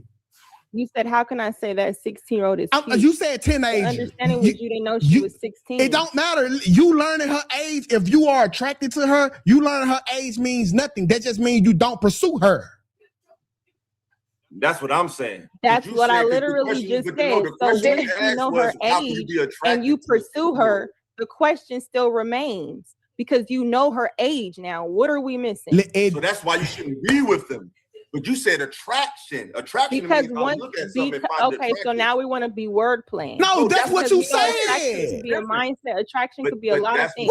I'm not just talking about physical because to even pursue beyond that, something else is attractive. Because okay, that's like if a woman that's 20, if a woman that's 20, she sees a 19-year-old 5-star All-American college player. Yeah, but he don't want the 19-year-old. He wants the 16. He may not deal with. She's 38. He's 18. Say he's 17. Ryan Williams. He was a freshman for the University of Alabama last year. He was 17. She could look at him and say, "Oh, he's in shape. He's attractive." In her mind, that don't mean she got to deal with him. So what I'm saying is, there's two different. You asked why are they attracted, and I told us that they're attracted to them because they look like grown women. But being with them is another question. Yeah. You said why they're attracted to them because they have breasts like a grown woman and they have bodies That's like not a grown why woman. though. Because I'm the a man, same I'm way telling you, once you Do you hear him? This is ridiculous. is another question. Yeah. You said why they're attracted to them because they have breasts like a grown woman and they have bodies that's like not a grown why woman. though. Because I'm the a man, same I'm way telling you, once that's you what they're attracted. They looking at their body. That's the only thing they looking at. okay, so y'all gonna just hold on to the attractive word instead of just addressing the issue. Well, I got it. like Lucky said, said. no, Lucky said, she said, okay, but once you find out their age and you still pursue that's a them, different why are question. you still That's pursuing them that's and different. having sex Yeah. with them when you find this out? That's different, right? That's a different question. That's a different She question. said that. No, that's Well, no. those are That's two what she different said. questions, Why are and you that's still? I agree with that. Why are you Now still they don't dealing with understand nuances. with a teenager That's when you find out that's she's that's a 16? fair question. But the first question is a different How question. can you So still it's an be unfair attractive to question them? once you know she's a 16-year-old and you I agree continue with to be that. attracted to her. Yeah. So we have her. Don't use that word because it makes it sound weird. Why when it's legal? No, I'm That saying, we took it out already, so it shouldn't be weird to mess with a legal person. bro. So listen, okay. Unless we're saying it's weird. So Like I don't get it. okay, so let me paint you because obviously you don't know what society is and how they judge me. Okay. Well, It don't matter how men are judged. The fact remains, and what she's trying to stress to you too is that a grown man looking at a 16-year-old, dating her, having sexual intercourse with her is inappropriate, regardless of whether or not the law allows it, regardless of whether or not you find her attractive, regardless of whether or not she looks like a grown woman or built like a grown woman to you. It's wrong. And there should be a level of morality in men, but there isn't, obviously, because this is just straight up foolery in the most awful sense. Okay, I guess I'm the dumb one up so here.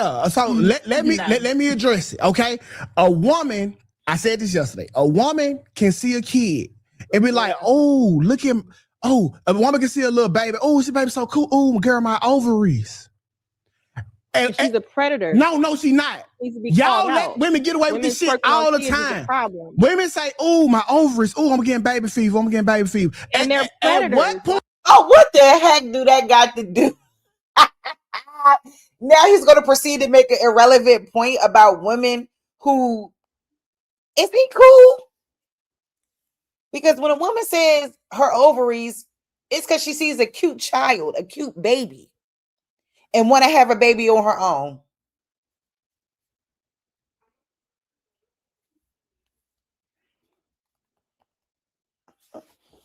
Out freaking rages. Can a man see a baby and we're like, "Oh, my nuts"? You're right, Lucky, but they don't. Oh, my nuts. Is what I Okay, you're but right, that doesn't change but it don't be because the it's same, a though. problem. You see It what is I'm a saying? problem because it's not. It's not societal. That's what I'm question was- saying. It's But not the equal though. question Lucky. was, why is it backlash? So that's what I was addressing, and it still hasn't been addressed. We're arguing why words exist in the area of the how No, people he ask said, why is questions. it backlash when she exposes somebody for doing when she do something grimy? It ain't a backlash because she a child. That's what you heard. The backlash was why is she not getting backlash? When she was of age, would you get backlash? For calling him out. That's the For issue. calling him out. If she was of a certain age, would she get backlash? Yes, They wouldn't call him a matter of fact, listen. So is she 16 now? Is she 16 no, she's not 16 now. She No, she she older was now. 16 Listen, when they started dating. So how old is she now? So how old is she now? She probably like 22, 21, 22. So a 22-year-old did this. No, she was 16 when they started dating. He was 24. No, I'm saying she was a 22. No, I'm saying exactly. One time when she exposed him, she was grown. Yeah, she's 22 now. Like 22, 21, something like that. So I feel like the question you was asking is why is she not getting backlash for exposing him, right? Yeah, because listen. Yeah, that's so she knew about it. Yeah, she knew about it the whole time. She was a participant. Now that they broke up, and we kind of just seen Brandon do the same thing about the older nigga she was talking to when she was in the industry, right? She went this whole time. You fucked the shit out the nigga. You got all the benefits of his motherfucker. And that's what I'm saying, Bad Saint. Even if she don't see it's a problem right now, she's still a victim. And and I'm so glad that this behavior is not socially accepted, because I would really think that I already do think there's something wrong with society, but I mean, it will really solidify and validate why I feel like it's so much wrong in society, so much wrong within our community, and so much wrong with the mindset of people, and especially some of these men who are up here literally justifying pedophile behavior and looking at a child 16. I don't care what you think she looked like. I don't care how you think she's developed. I swear to goodness, on my soul, I'm protecting mines at all costs. At all costs. From these awful men. Because those are the ones that are preying on our babies. Like we have to, like I said, I live in DC. There's a whole registry of these buffooneries, of these buffoons, of these nasty men. Okay. And ladies and fellas that understand the difference between right and wrong, we have to protect our babies from this foolishness here. Now, I'm not saying that these men would do anything. I'm not saying that. I'm strictly commenting on what they are saying. That's it. Fucking money, and now that it's over, throw him to the wolves. Oh, I didn't know no better. I don't be believing it. I think you know exactly what you're doing. That's how I was able to be a secret. And even if you feel like that's the case, the adult in the situation should never think that something like that is okay. And you're missing the whole point. It's flying right over your head. It's flying right over your head. Yeah, I don't think it was I can't shoot you with a gun and say, "Oh, I ain't know what I was doing. I'm going to jail." That's why I feel like every part of this conversation has different parts. I think when you conflate it all, it sounds like one big mess. That's why I deal with things separately. It's like being attracted to something is because something is attractive. That's just human. That don't mean you got little mama, you got a fat ass. It's like, no, you look at the corner of your eye, like, oh, I don't know how old she is. And even with that happens every day. And even with, but you don't have to act on that. That's just human. So say, even with the abuse, she's exposing him now because of the abuse. She still stayed with him. I tell y'all all the time on this show, if you go back to a nigga that hit you, you are no longer looking for love. You're looking for a fucking rematch. At what point do you not pick up the phone and call the authorities? You just started just piling this shit up. And then when y'all break up, now you want to release this shit. No.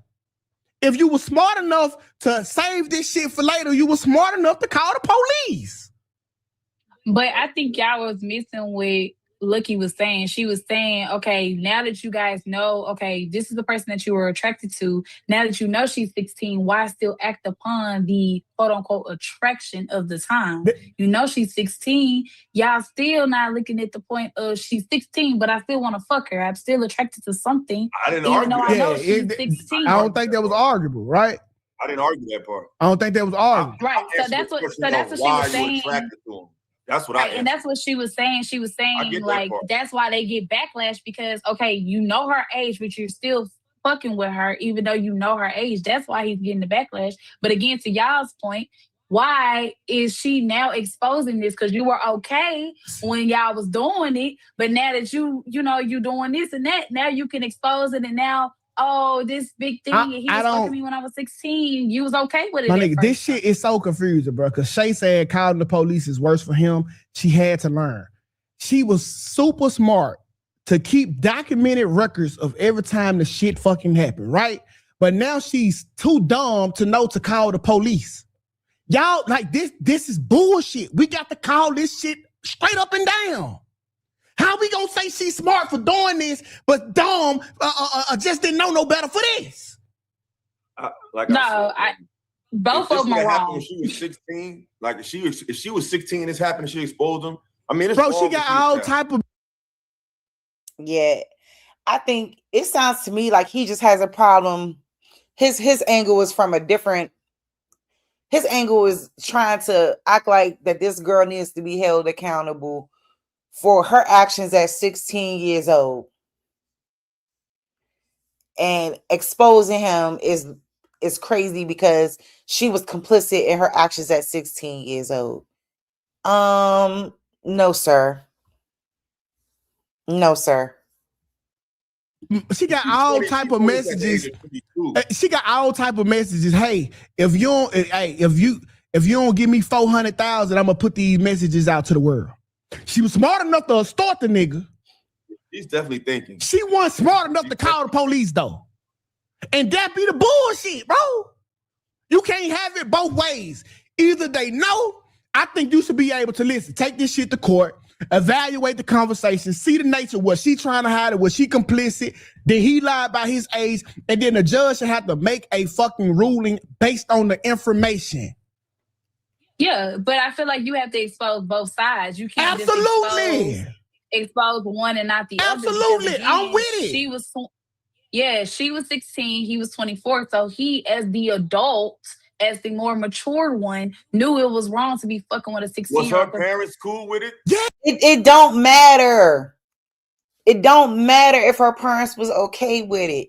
Y'all are missing the huge, bigger point. This is no different from what's that boy? Shit. That was messing with Kylie Tiger.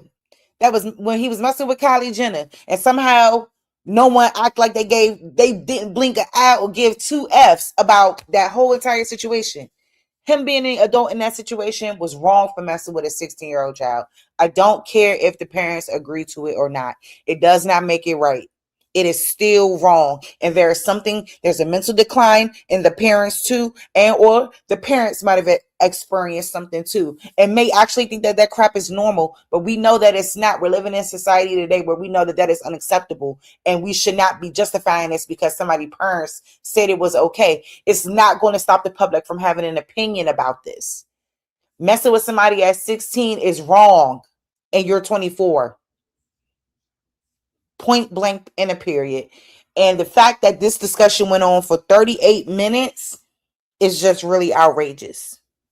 Yeah, and like 2K said, the parents was cool with it. It's the thing, and that's where that part changes everything, because even in ancient cultures, the family arranges the arrangements for their children. So the family gives the daughter away. So if the family literally gave the daughter away at 16, it's different. You can't, my nigga, and see that's how been agreed upon by their family. The family has. So that's different. I don't agree with that. That's not different in any way. It's still wrong, and the parents are wrong. Just like I said, let's go back to what people were saying about Aaliyah and R. Kelly in modern day age. Allegedly their alleged relationship. Everyone today will frown upon that, knowing, like, imagine if, and rest in peace to her beautiful soul. Imagine if she was alive today. Do you know how bad she would, like, R. Kelly? R. Kelly's got so much backlash now for that. He's getting backlash now for that. And do you know how many interviews she probably would have to go on and have to really, because the internet ain't playing. Like, you have to answer to that. It is not okay for a man of a substantial age to be talking to a 16, 17, 15, 18. I don't give a shit. Keep your nasty eyes off the child. Because somebody should be blacking your eyes and putting you somewhere. To even be sitting up here and defending nonsense. It's sick. It's sick. And it's really showing people really show their true colors. So that's how my city work, right? Because all right, so you will see a 16-year-old girl with a 21-year-old man, right? And long as the family approved of it, it wasn't a problem. Like, you will see this nigga picking her up, dropping off to school, taking her to work. He be out at the house with the fam. It was cool. But also morally, I think they both knew it was wrong, but they still was doing what they was doing. Morally wrong. It's not morally wrong. It's illegal. So it's not it's not morally wrong to be a full adult talking to an underage child. There's no morality in that. There should be no morality to be considered in that. There's no moral compass around being a super grown adult having sexual intercourse with somebody that's 10 years younger than you in their teenage years. Like the girl said, carrying a book bag, don't have a diploma, nothing. Because like I said, it just goes back to what I've been saying since this video has been playing. It's the to me, the mindset around trying to control someone that you could easily manipulate, because you cannot manipulate somebody that's your own age. You just can't do it. Legally, it's wrong, right? Legally, it's wrong. But like I was saying, if you jaywalk, was that wrong?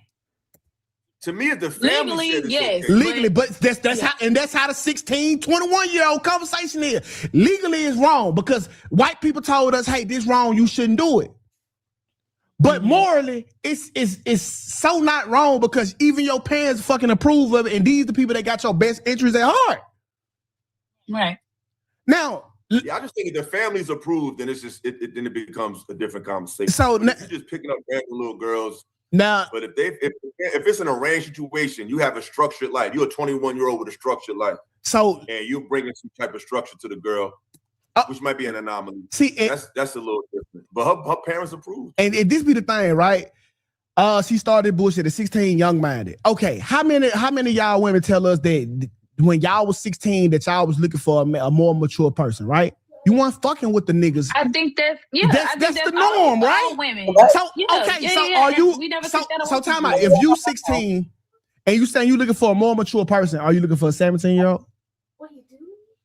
Yeah, you're looking for somebody that's older than you. I'm not going to date a 14, 13, 12-year-old. Okay. Because I see them as kids. You see everything on your level as beneath you with maturity, right? You hear this?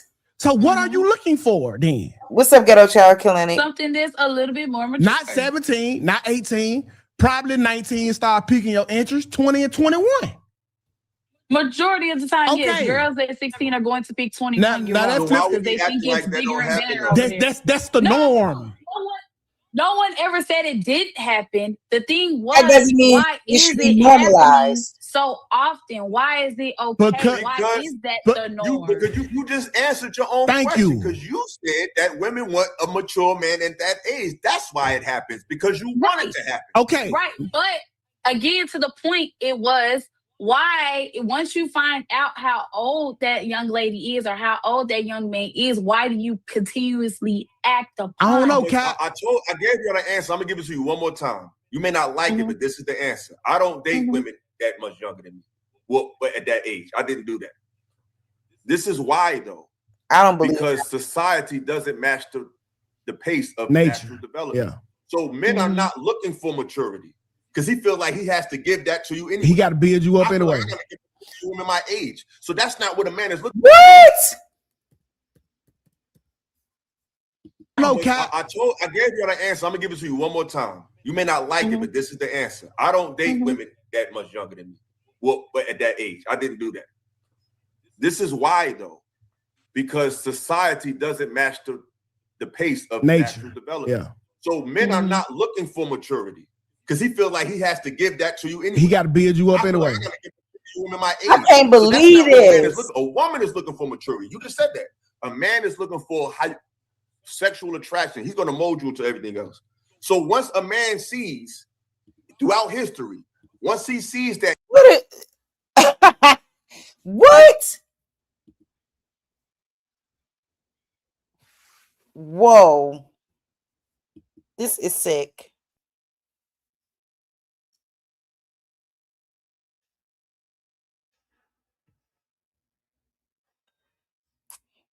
Thank you for your comments, SoCal Dev. I understand that. We went through that. Now we understand what's legal and what is morally correct and morally right. And just because somebody legalized sexual activity for a minor, that doesn't mean that a grown adult should still be okay with laying down at, he's 26 and she's 16. He shouldn't be okay with that. So thank you for your comment.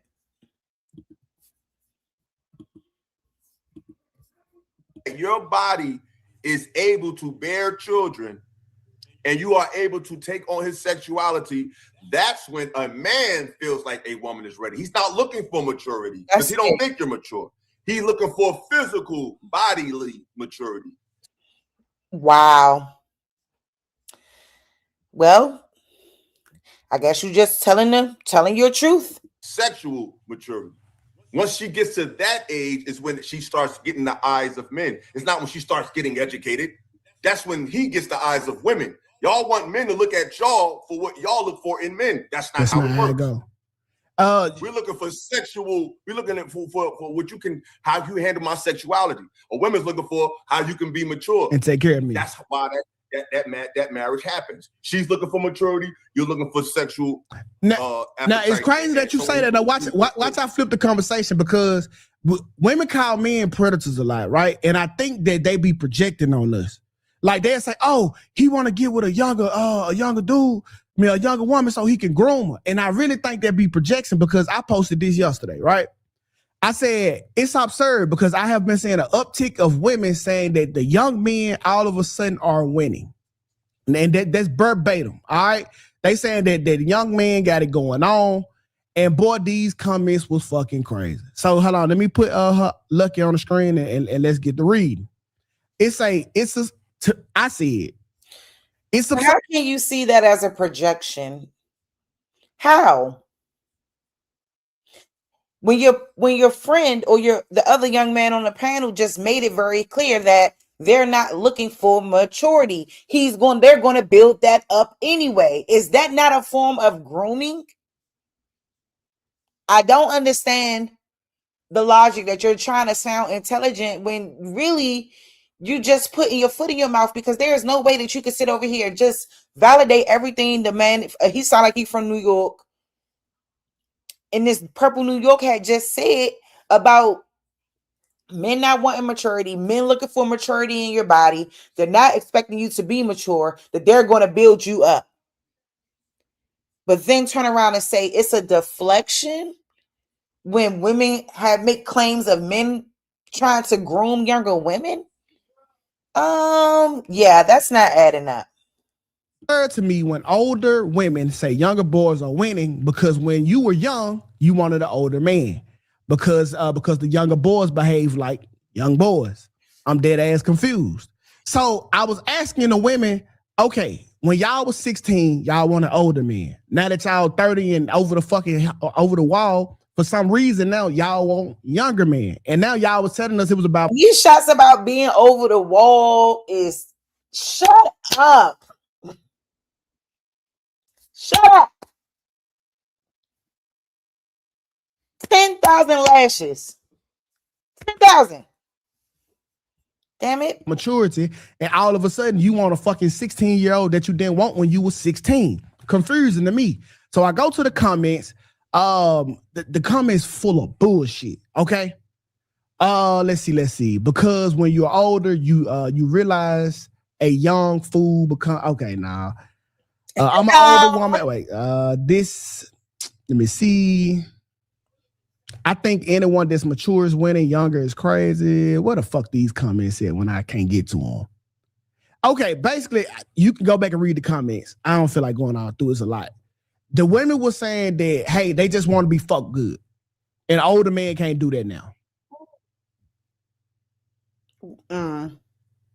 So okay, so is it the same on the men's side when they're dating younger women? No, they wanted a tighter cooter cat than a loose one. Like that's like what are we getting at? To me, honestly, what we getting at, to me, this is a sign that women are mad masculine, and they're looking at men through the eyes of a man.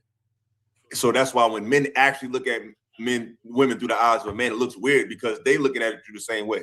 So now women are masculine and they're what? Hold on. Loosely, like none of this is like making what are we getting at? To me, honestly, what we getting at, to me, this is a sign that women are mad masculine and they're looking at men through the eyes of a man. So that's why when men actually look at women through the eyes of a man, it looks weird because they looking at it through the same way. So now you get, when women get older, they have they accomplished, they got their money, they looking at life like a man look at life. I want something young, but they mad masculine because they should have had somebody already. So I just think it's the role in reverse. Women men are looking through the lens of women to be men, and women are looking through the lens of men to be women. They kept saying this magical word, ED. Like when you old, your dick don't get hard no more, right? And I hate that knowledge. I hate it happens, but not every man don't go through that, right? But on the flip side, let's talk about why. Because when you were 16 and you were fucking older man, your pussy became ran through. So when you an older woman and then you give me this ran through pussy, my dick not getting hard because this shit is trash. See, that argument kill us when you make that argument. I can't go with that. I can't. That's why I can't go with that. I'm just not gonna comment on this topic. Cause what in the world, bro?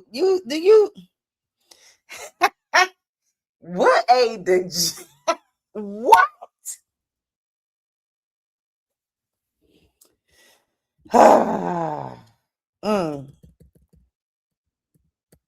I'm surprised YouTube don't censor him because his little mouth be going off. But they have they accomplished, they got their money, they looking at life like a man look at life. I want something young, but they mad masculine because they should have had somebody already. So I just think it's the roles been reversed. Men are looking through the lens of women to be men, and women are looking through the lens of men to be women. They kept saying this magical word, ED. Like when you old, your dick don't get hard no more, right? And I hate that knowledge. It happens, but not every man don't go through that, right?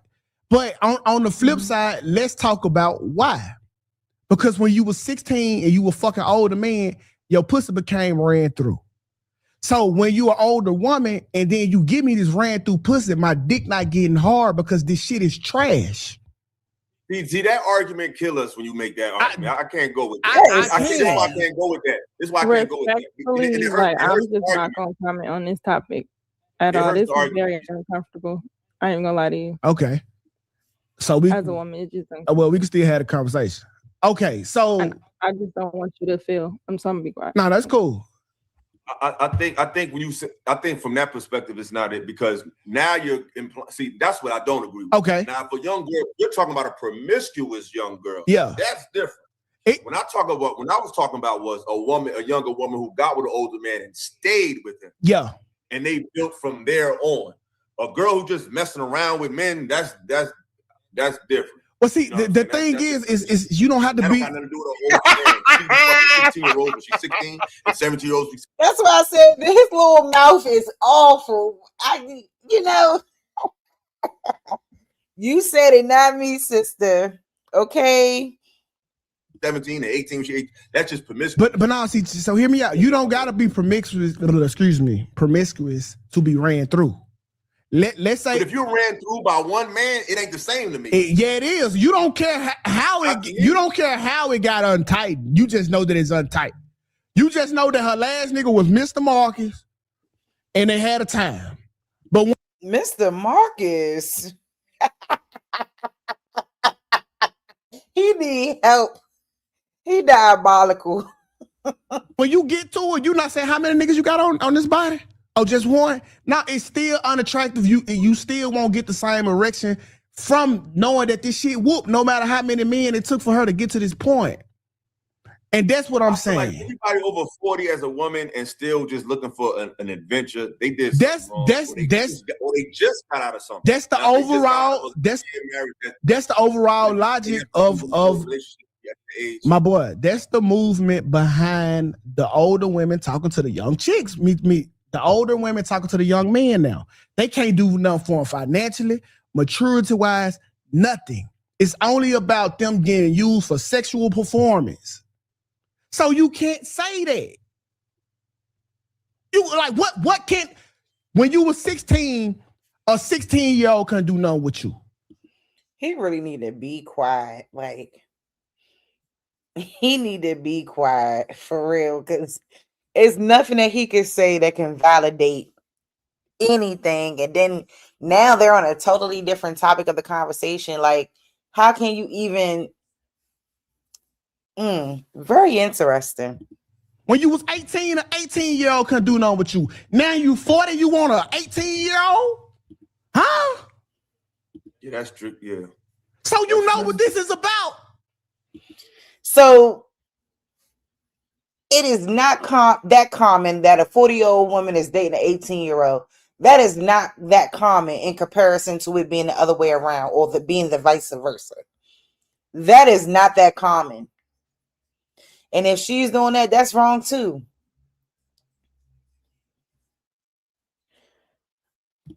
She done been ran through.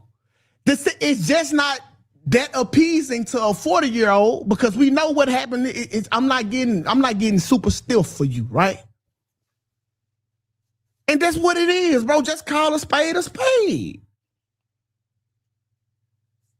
And see these conversations so uncomfortable, because motherfuckers will clip this up and somebody'll be a pedo. And I guarantee it's me or you.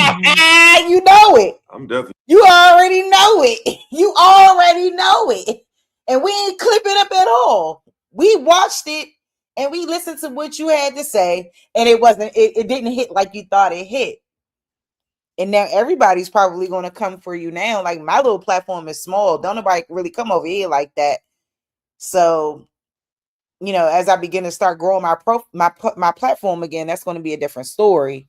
But yeah, you're not that. We not. But I'm saying that when they clip it up and they get done putting they think pieces on, it's gonna be somebody like Jazz, who gonna act completely oblivious to the whole context of the conversation and clip it up and then try to paint us out to be that.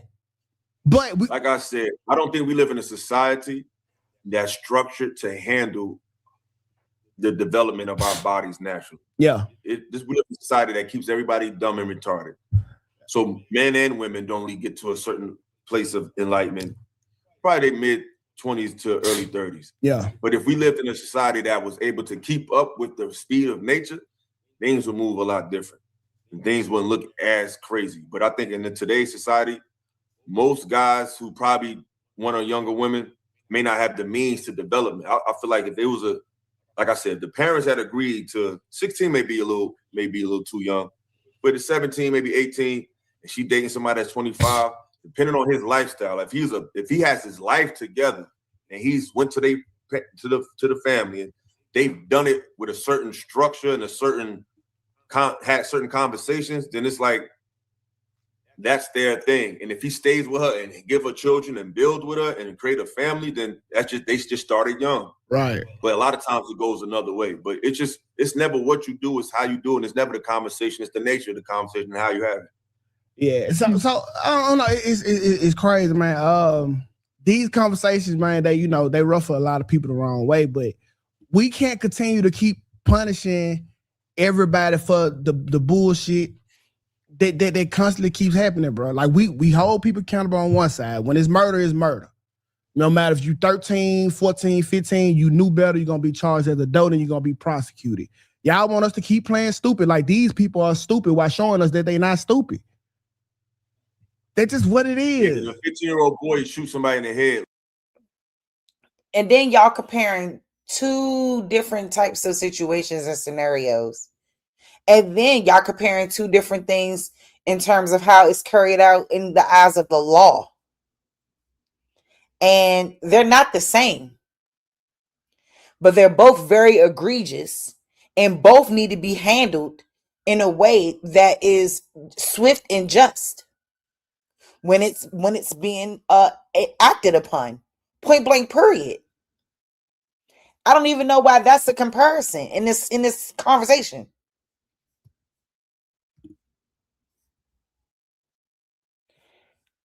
I can't even believe they had a conversation like this. I think this was something, hey, they should have gave their take on Boston, whoever, and kept it moving. But to go into all of this, the justified, to me, from what it sounds like, justifying that that's pretty sick. Like, they're not gonna say they don't. He They don't ain't look no at better. the guys in the community as predators. He going to jail. They don't look at. Yeah. He's a dope. Even though they are predatory on these young men. Yeah, Turn them into so straight murderers. let's just call it what it is, man. We definitely need some reform, bro. And I fuck a pedo. I hate them bitches. But yeah, You gonna say F a pedo, but you were speaking like this the whole time, baby. Come on now. You cannot possibly think that was appropriate. So let's talk about this. Now, this is the perspective of a 20-year-old dating a 32-year-old man. Huh. Shout out to the public offender. Okay. Sometimes you gotta wonder why these ain't talking to nobody that is their age or whatever. And she's real smart. I ain't gonna even hold you. She's very intuitive. I like that about her. She gonna go far in this world if she keep that up. I'm like, if you in a position that you in and you know other women that in their own lane and got their own, you know what I'm saying? I'm still young. Like, I'm just starting off in life. I just graduated high school 2 years ago. I'm steady thinking to myself, like, why wouldn't you want to be with a woman like that? She cracked the case. And I say that all the time about these men. I'm like, you can't get the women that you want. You can't get the women that you want. Just be honest. I love when like young people, in this case, a young woman. I love when young people have, like, they clock old people trying to manipulate them. I love that shit. I love that shit because old people constantly are trying to put young people together and manipulate them and stuff like that. But we know who the largest perpetrators of this is obviously men trying to do this to young women. But I get excited every time the motherfuckers get shot down and women start putting together, or the girl or the woman, however, whatever age is, she start putting two and two together and being like, well, your ass still single. Wait a minute, you a piece of shit. I love it. It is so exciting.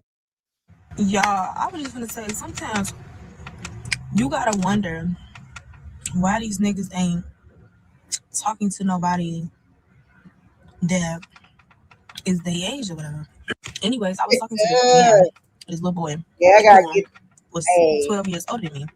I gotta get the men together today because this is outrageous. So he's 32. And when I first got around him, I'm like, okay, to say he like in his early 30s, he seems like he's doing like pretty well. You know what I'm saying? Like, I don't know everything about him, but I'm like, it don't really give that he like struggling. Like, you know what I'm saying? It don't give like, which I don't feel you should be struggling at that age, but it don't give that, he's not, you know what I'm trying to say?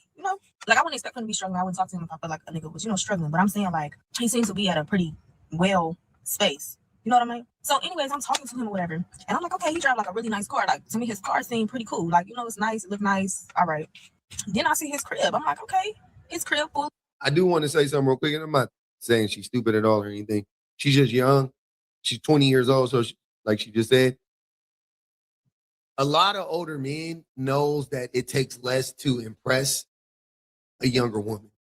I don't know what car he got. I don't know. You know what I'm saying? She could be right about all of this stuff I'm saying, but I'm just saying it also gives that maybe he just had like a normal apartment, a normal car. You know what I'm saying? Like, just because he had that shit. But men know this too. I got my own place. I got my own car. I make good. And they be thinking they the motherfucking bee's knees. Because a lot of men don't have that. You know what I'm saying? So imagine what a 20-year-old girl is used to seeing from her, from her age group, from the men that's 20 years old. They ain't got shit. Especially at 2026. Them niggas is broke. They definitely still with their mama, daddy, whatever. They definitely, if they got a car, they driving a fucking jalopy. Most of them ain't got no job or good job. You know what I'm saying? Like, yeah. So, yeah, they know that. That's one of the things that these older dudes love to do. They love to prey on the youth for this reason. We furnished. She got pictures on the wall. While I'm there, he ordered him a rug. I'm like, all right. Then I noticed like he wear his little Apple Watch. He got a couple of watches. He got a couple of, I'm like, all right. Usually you can tell a lot about a man with their car, their appearance, and their place. You feel what I'm saying? Anyways, I end up talking to him for a little minute. And I start to notice that I start to, like, we would have conversations. And when I talk to men, I ask him about other women. I'm going to be honest, because I like to know certain shit and backgrounds about somebody. So I'm talking to him, and it's several conversations that we didn't have where he keeps on showing me, like, these different type of women. But he keeps on saying, like, they all, like, just his friends, they his homegirls, and they all have, like, their own careers and their own things going on. They have their own niche. They got their own entrepreneurship, whatever it is. They in their own lane. They got all their own shit going on. And they cute girls. They real classy. They real done up. Like, they also all look around his age, but they look very womanly, very put together. Like, you know what I'm saying? I'm a lot younger, so I look at myself, I'm like, I don't really look like them. And it's not because I think I'm not cute, you know what I mean? But I'm just like, because I know I'm the shit. But I'm just saying, like, if I was... You look like a 20-year-old. You look like a 20-year-old, they look like 30-year-old. That's what I be saying all the time to like men who be pursuing younger women. I'll be like, when you be attracted to that, and again, that's not when I was 20, I love 20-year-old women. You know what I'm saying? I'm saying you 30, 35, 40 years old, you look at a 25-year-old, 24-year-old, 20-year-old, you are like looking at the fashion, you're looking at how they do their hair, you know what I'm saying? Whatever. It's just dude, younger people have a different culture. You know what I'm saying? Like, they literally have a different culture. They talk differently. They like different shit. They dress different. Like, fuck all the, even before we get to the, I'm fucking way more mature and all, fuck all it. Even just on the surface level, they just have a different culture, man. Like, you don't see that shit. You like that shit? Like, you be like, you see how they dress? You be like, I like that. They dress like little kids. The fuck is wrong with you? Like, in your status as a man, and I felt like I was kind of where he was. Why would you not be with a woman like that? That's low-key what I'm thinking. And I'm explaining this shit more and more and more. Just stay with me. So he would show me these girls. He'd be like, yeah, this just my homegirl. She do this, she do that. Then he'd show me, oh, yeah, she do this. Oh, her, yeah, she is real pretty. This what she do, da-da-da. He'd just be telling me about these women. And I'm steady thinking, like, when he said, like, they look good, I'm like, they don't look like me. You know what I mean? And not even really just speaking on aesthetic. Well, not even just speaking on aesthetic. Maybe like growth-wise in aesthetic. And you could tell that that's actually a woman. That's how I'm going to put it. So as I'm talking to him more, I'm getting to know him and shit. And I start to realize, like, I'm steady thinking to myself. Because I ain't going to lie, I'm a realist, y'all. I'm very real and honest with myself. I'm like, if you in a position that you in and you know other women that in their own lane and got their own shit, you know what I'm saying? I'm still young. Like, I'm just starting off in life. I just graduated high school 2 years ago. I'm steady thinking to myself, like, why wouldn't you want to be with a woman like that? Yeah, she real smart. I ain't gonna even hold you. She's very intuitive. I like that about her. She gonna go far in this world if she keep that up. Like, why wouldn't you want to be with a woman like that? Because I'm a realist. I'm going to think some shit like that. That's just me. Like, I'm going to look at everything, right? So I'm talking to him more, whatever. And I start to notice, like, he's a real square. Like, I'm like, this nigga is really a square. He don't have his own identity or his own, like, personality. Like, a lot of his personality seem, like, imitated or, like, some talk behavior or just things that he's seen. But he don't really have his own identity. Yeah, bot, NPC.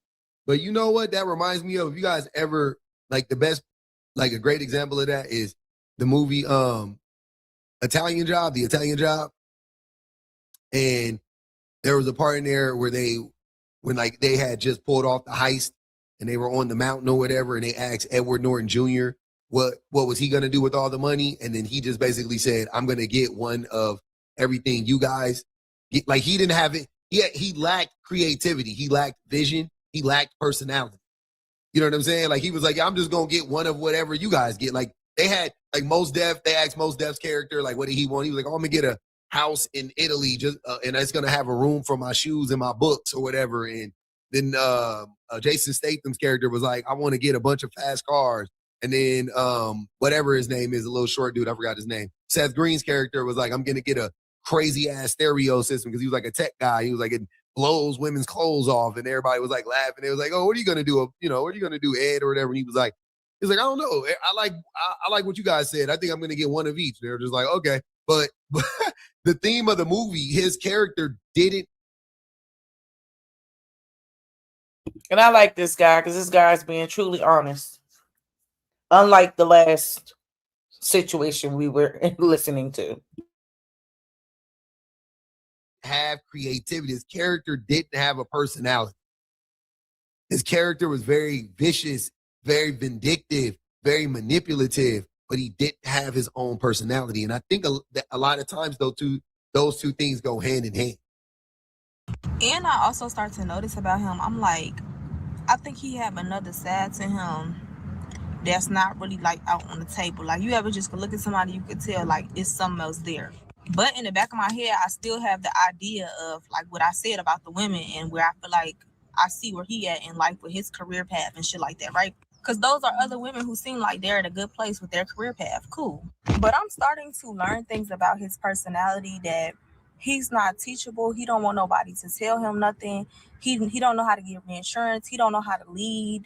Like he have a control problem, or like he just feel like he know every fucking thing. And when somebody tell him something, like he's not receiving of a message, even to agree to disagree, like, and he's in denial. He has a very low lack of self-awareness. Like he don't have no self-awareness. Like he don't understand. You know what I'm saying? I immediately start to realize like something is very off. Like he is not even like really in tune or tapped in with himself. Like He sounds very abusive. That's what it sounds like. You know, everybody vibrates at a certain way, right? A certain level, and interpret things a certain way.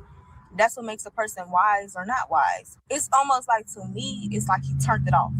Anyways, like I'm very honest, and I'm very like a realist. Like I'm very honest with myself. So I remember before I even figured out all of this shit about him, we was on a bed or whatever, and we was talking. And I was like, I'm not gonna lie. I was like, I don't really think I'm the girl for you. And he was like, why would you say that? Why would you put yourself down like that? And I was like, I'm not putting myself down. Like, I'm very comfortable with who I am. Like, I just feel like he like more somebody that's more like bougie. And I know, like, I'm not gonna say I'm hood, but I know I'm not proper. And I know I'm not no hood rat, and I'm not ratchet either. But I like how I am, and I'm okay with who I am. Based off of some of the conversations we had and some of the girls that I seen, I'm like, I don't look like them. I don't have the aesthetic. I don't want to look like that either. You feel me? And I remember telling him, like, no, it's just some of the girls you showed me, like, I don't look like that.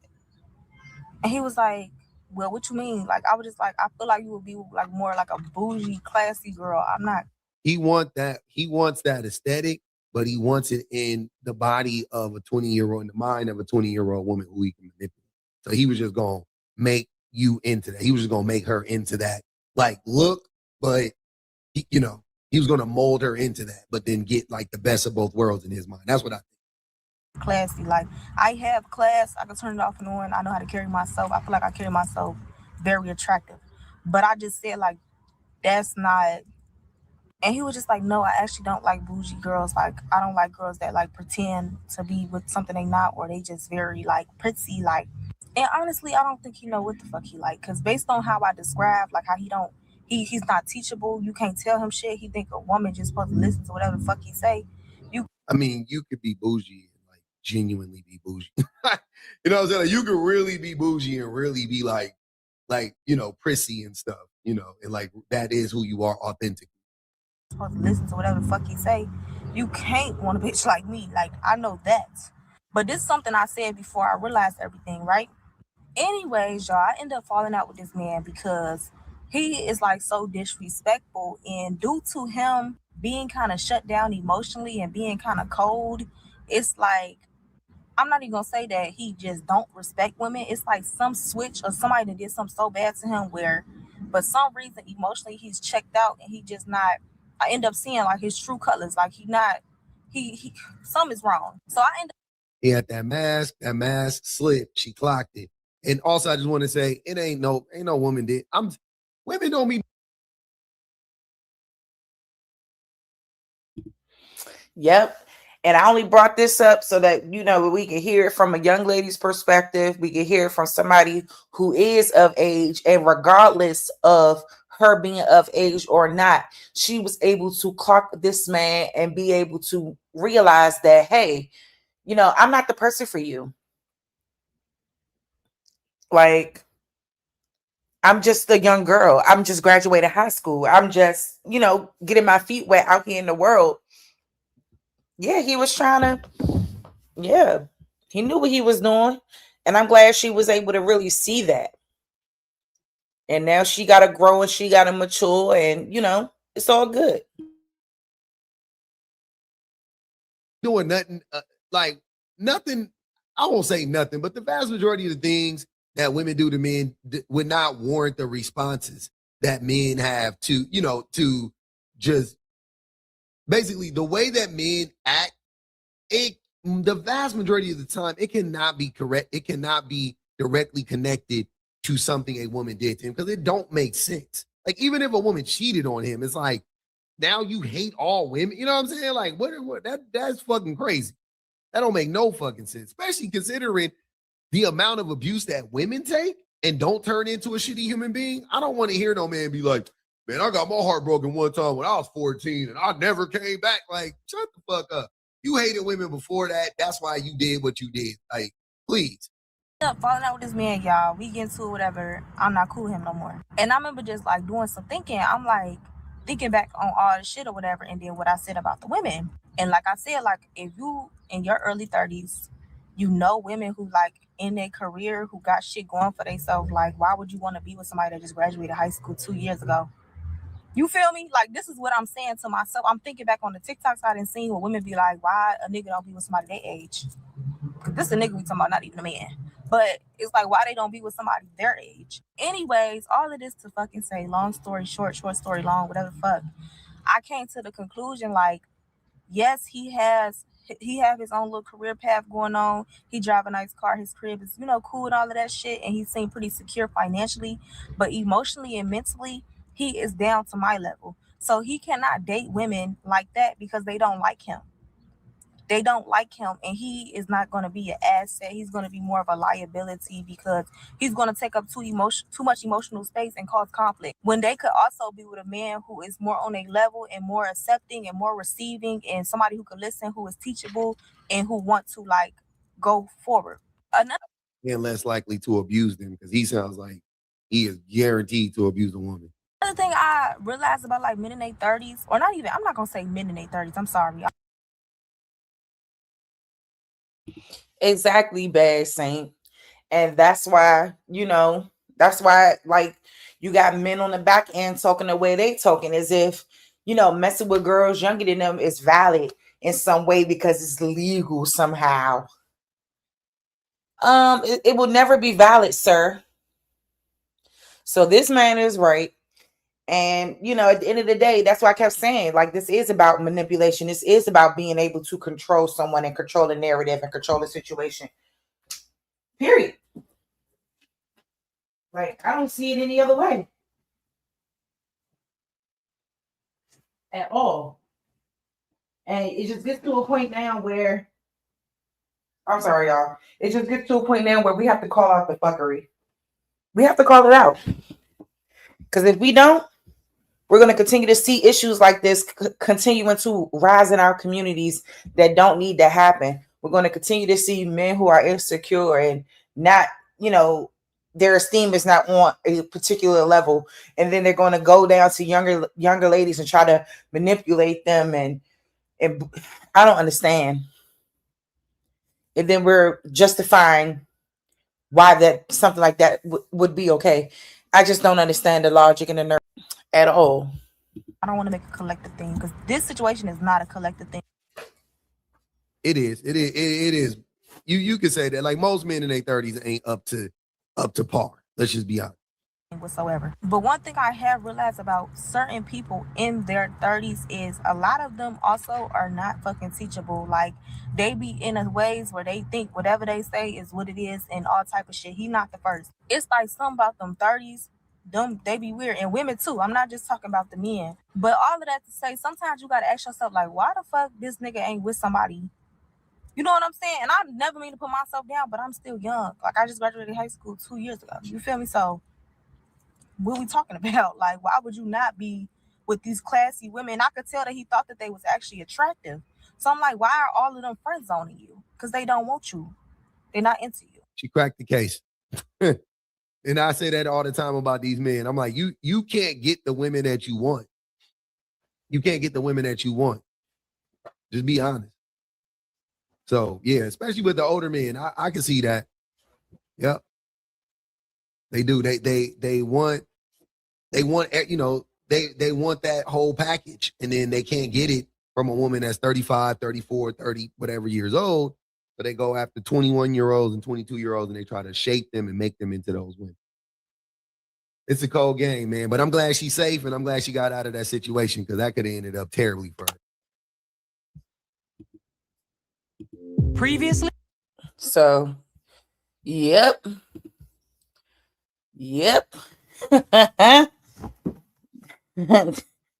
Hey, this was a good live today. You know, I think I'm gonna start doing some stuff on Fridays or whatever. I just came through the night. I mean, I know I'm supposed to, I normally do the pod called the Sites Room on Tuesdays.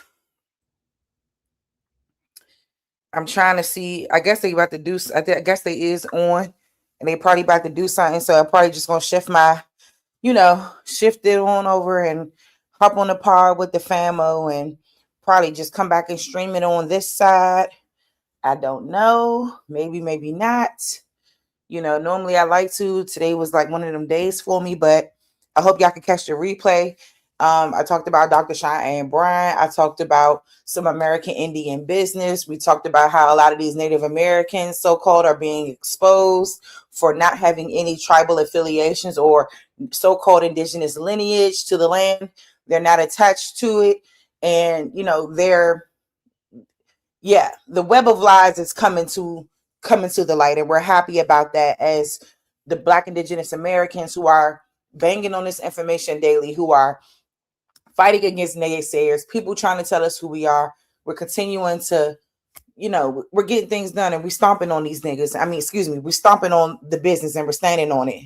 Point blank period. And we're not tolerating anyone else trying to tell us who we are. Instead, we're telling you who we are, what our genealogy says, and where our genealogy connects us to, which is right here on this American soil. I also talked about that viral video of the man door dashing, and he walked right past his own son.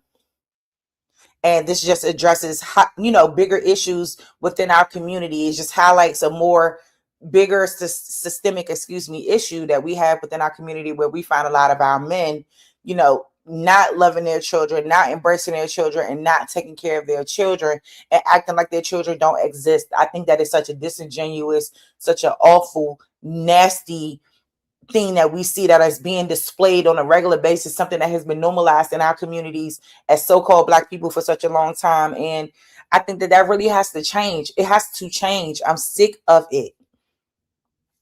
And then last but not least, we went into the DPMO morning show. I happened to come across that video, and I just couldn't believe my ears and what I was hearing about, these opinions around dating people younger than you, dating people that is older than you, or what have you, in light of the Boston Richie situation. It was a lot talked about tonight, and I really enjoyed it. I hope everybody that can get on Replay Gang, go ahead and get on it, and try to enjoy the live from the beginning. I know it's 2 hours, but you know what I'm saying, try to get on and enjoy yourselves. And if not, just catch it when you can. Y'all take care, stay blessed. Bad Saint, love you down, sister.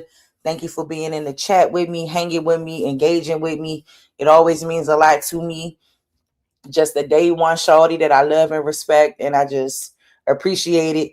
And I don't know how we need to link up, since we're in the same city. We have to get together, and we have to, build a camaraderie and things like that. Get the children together. You know what I'm saying? Whatever. So, yeah, y'all. On that note, I'm out of here. Y'all stay safe. Y'all know what time it is. Y'all know who we are. Keep standing on that business. We're not taking foots off necks. We letting the $5 know y'all crossed the land bridge. We letting the Europeans know y'all from Europe. We're not letting anybody cosplay us. We're not doing anything. We're not allowing any of that nonsense to continue to take take it to a place where it's already so far gone that now we got to reel it back in. And they hate that we're standing on this business. But this been, 10 long years for a lot of people. Some people a shorter time, people coming into it in different times, but we know what it is. So y'all stay dangerous. More than likely, I'm gonna go ahead and head over to the Sites room and get with my DMV people. We got a lot of stuff popping over there. Make sure y'all, subscribe to the Sites room, Trey 5 Magic, everybody over at the Sites room. Shout out to the people. Y'all stay blessed. Take care.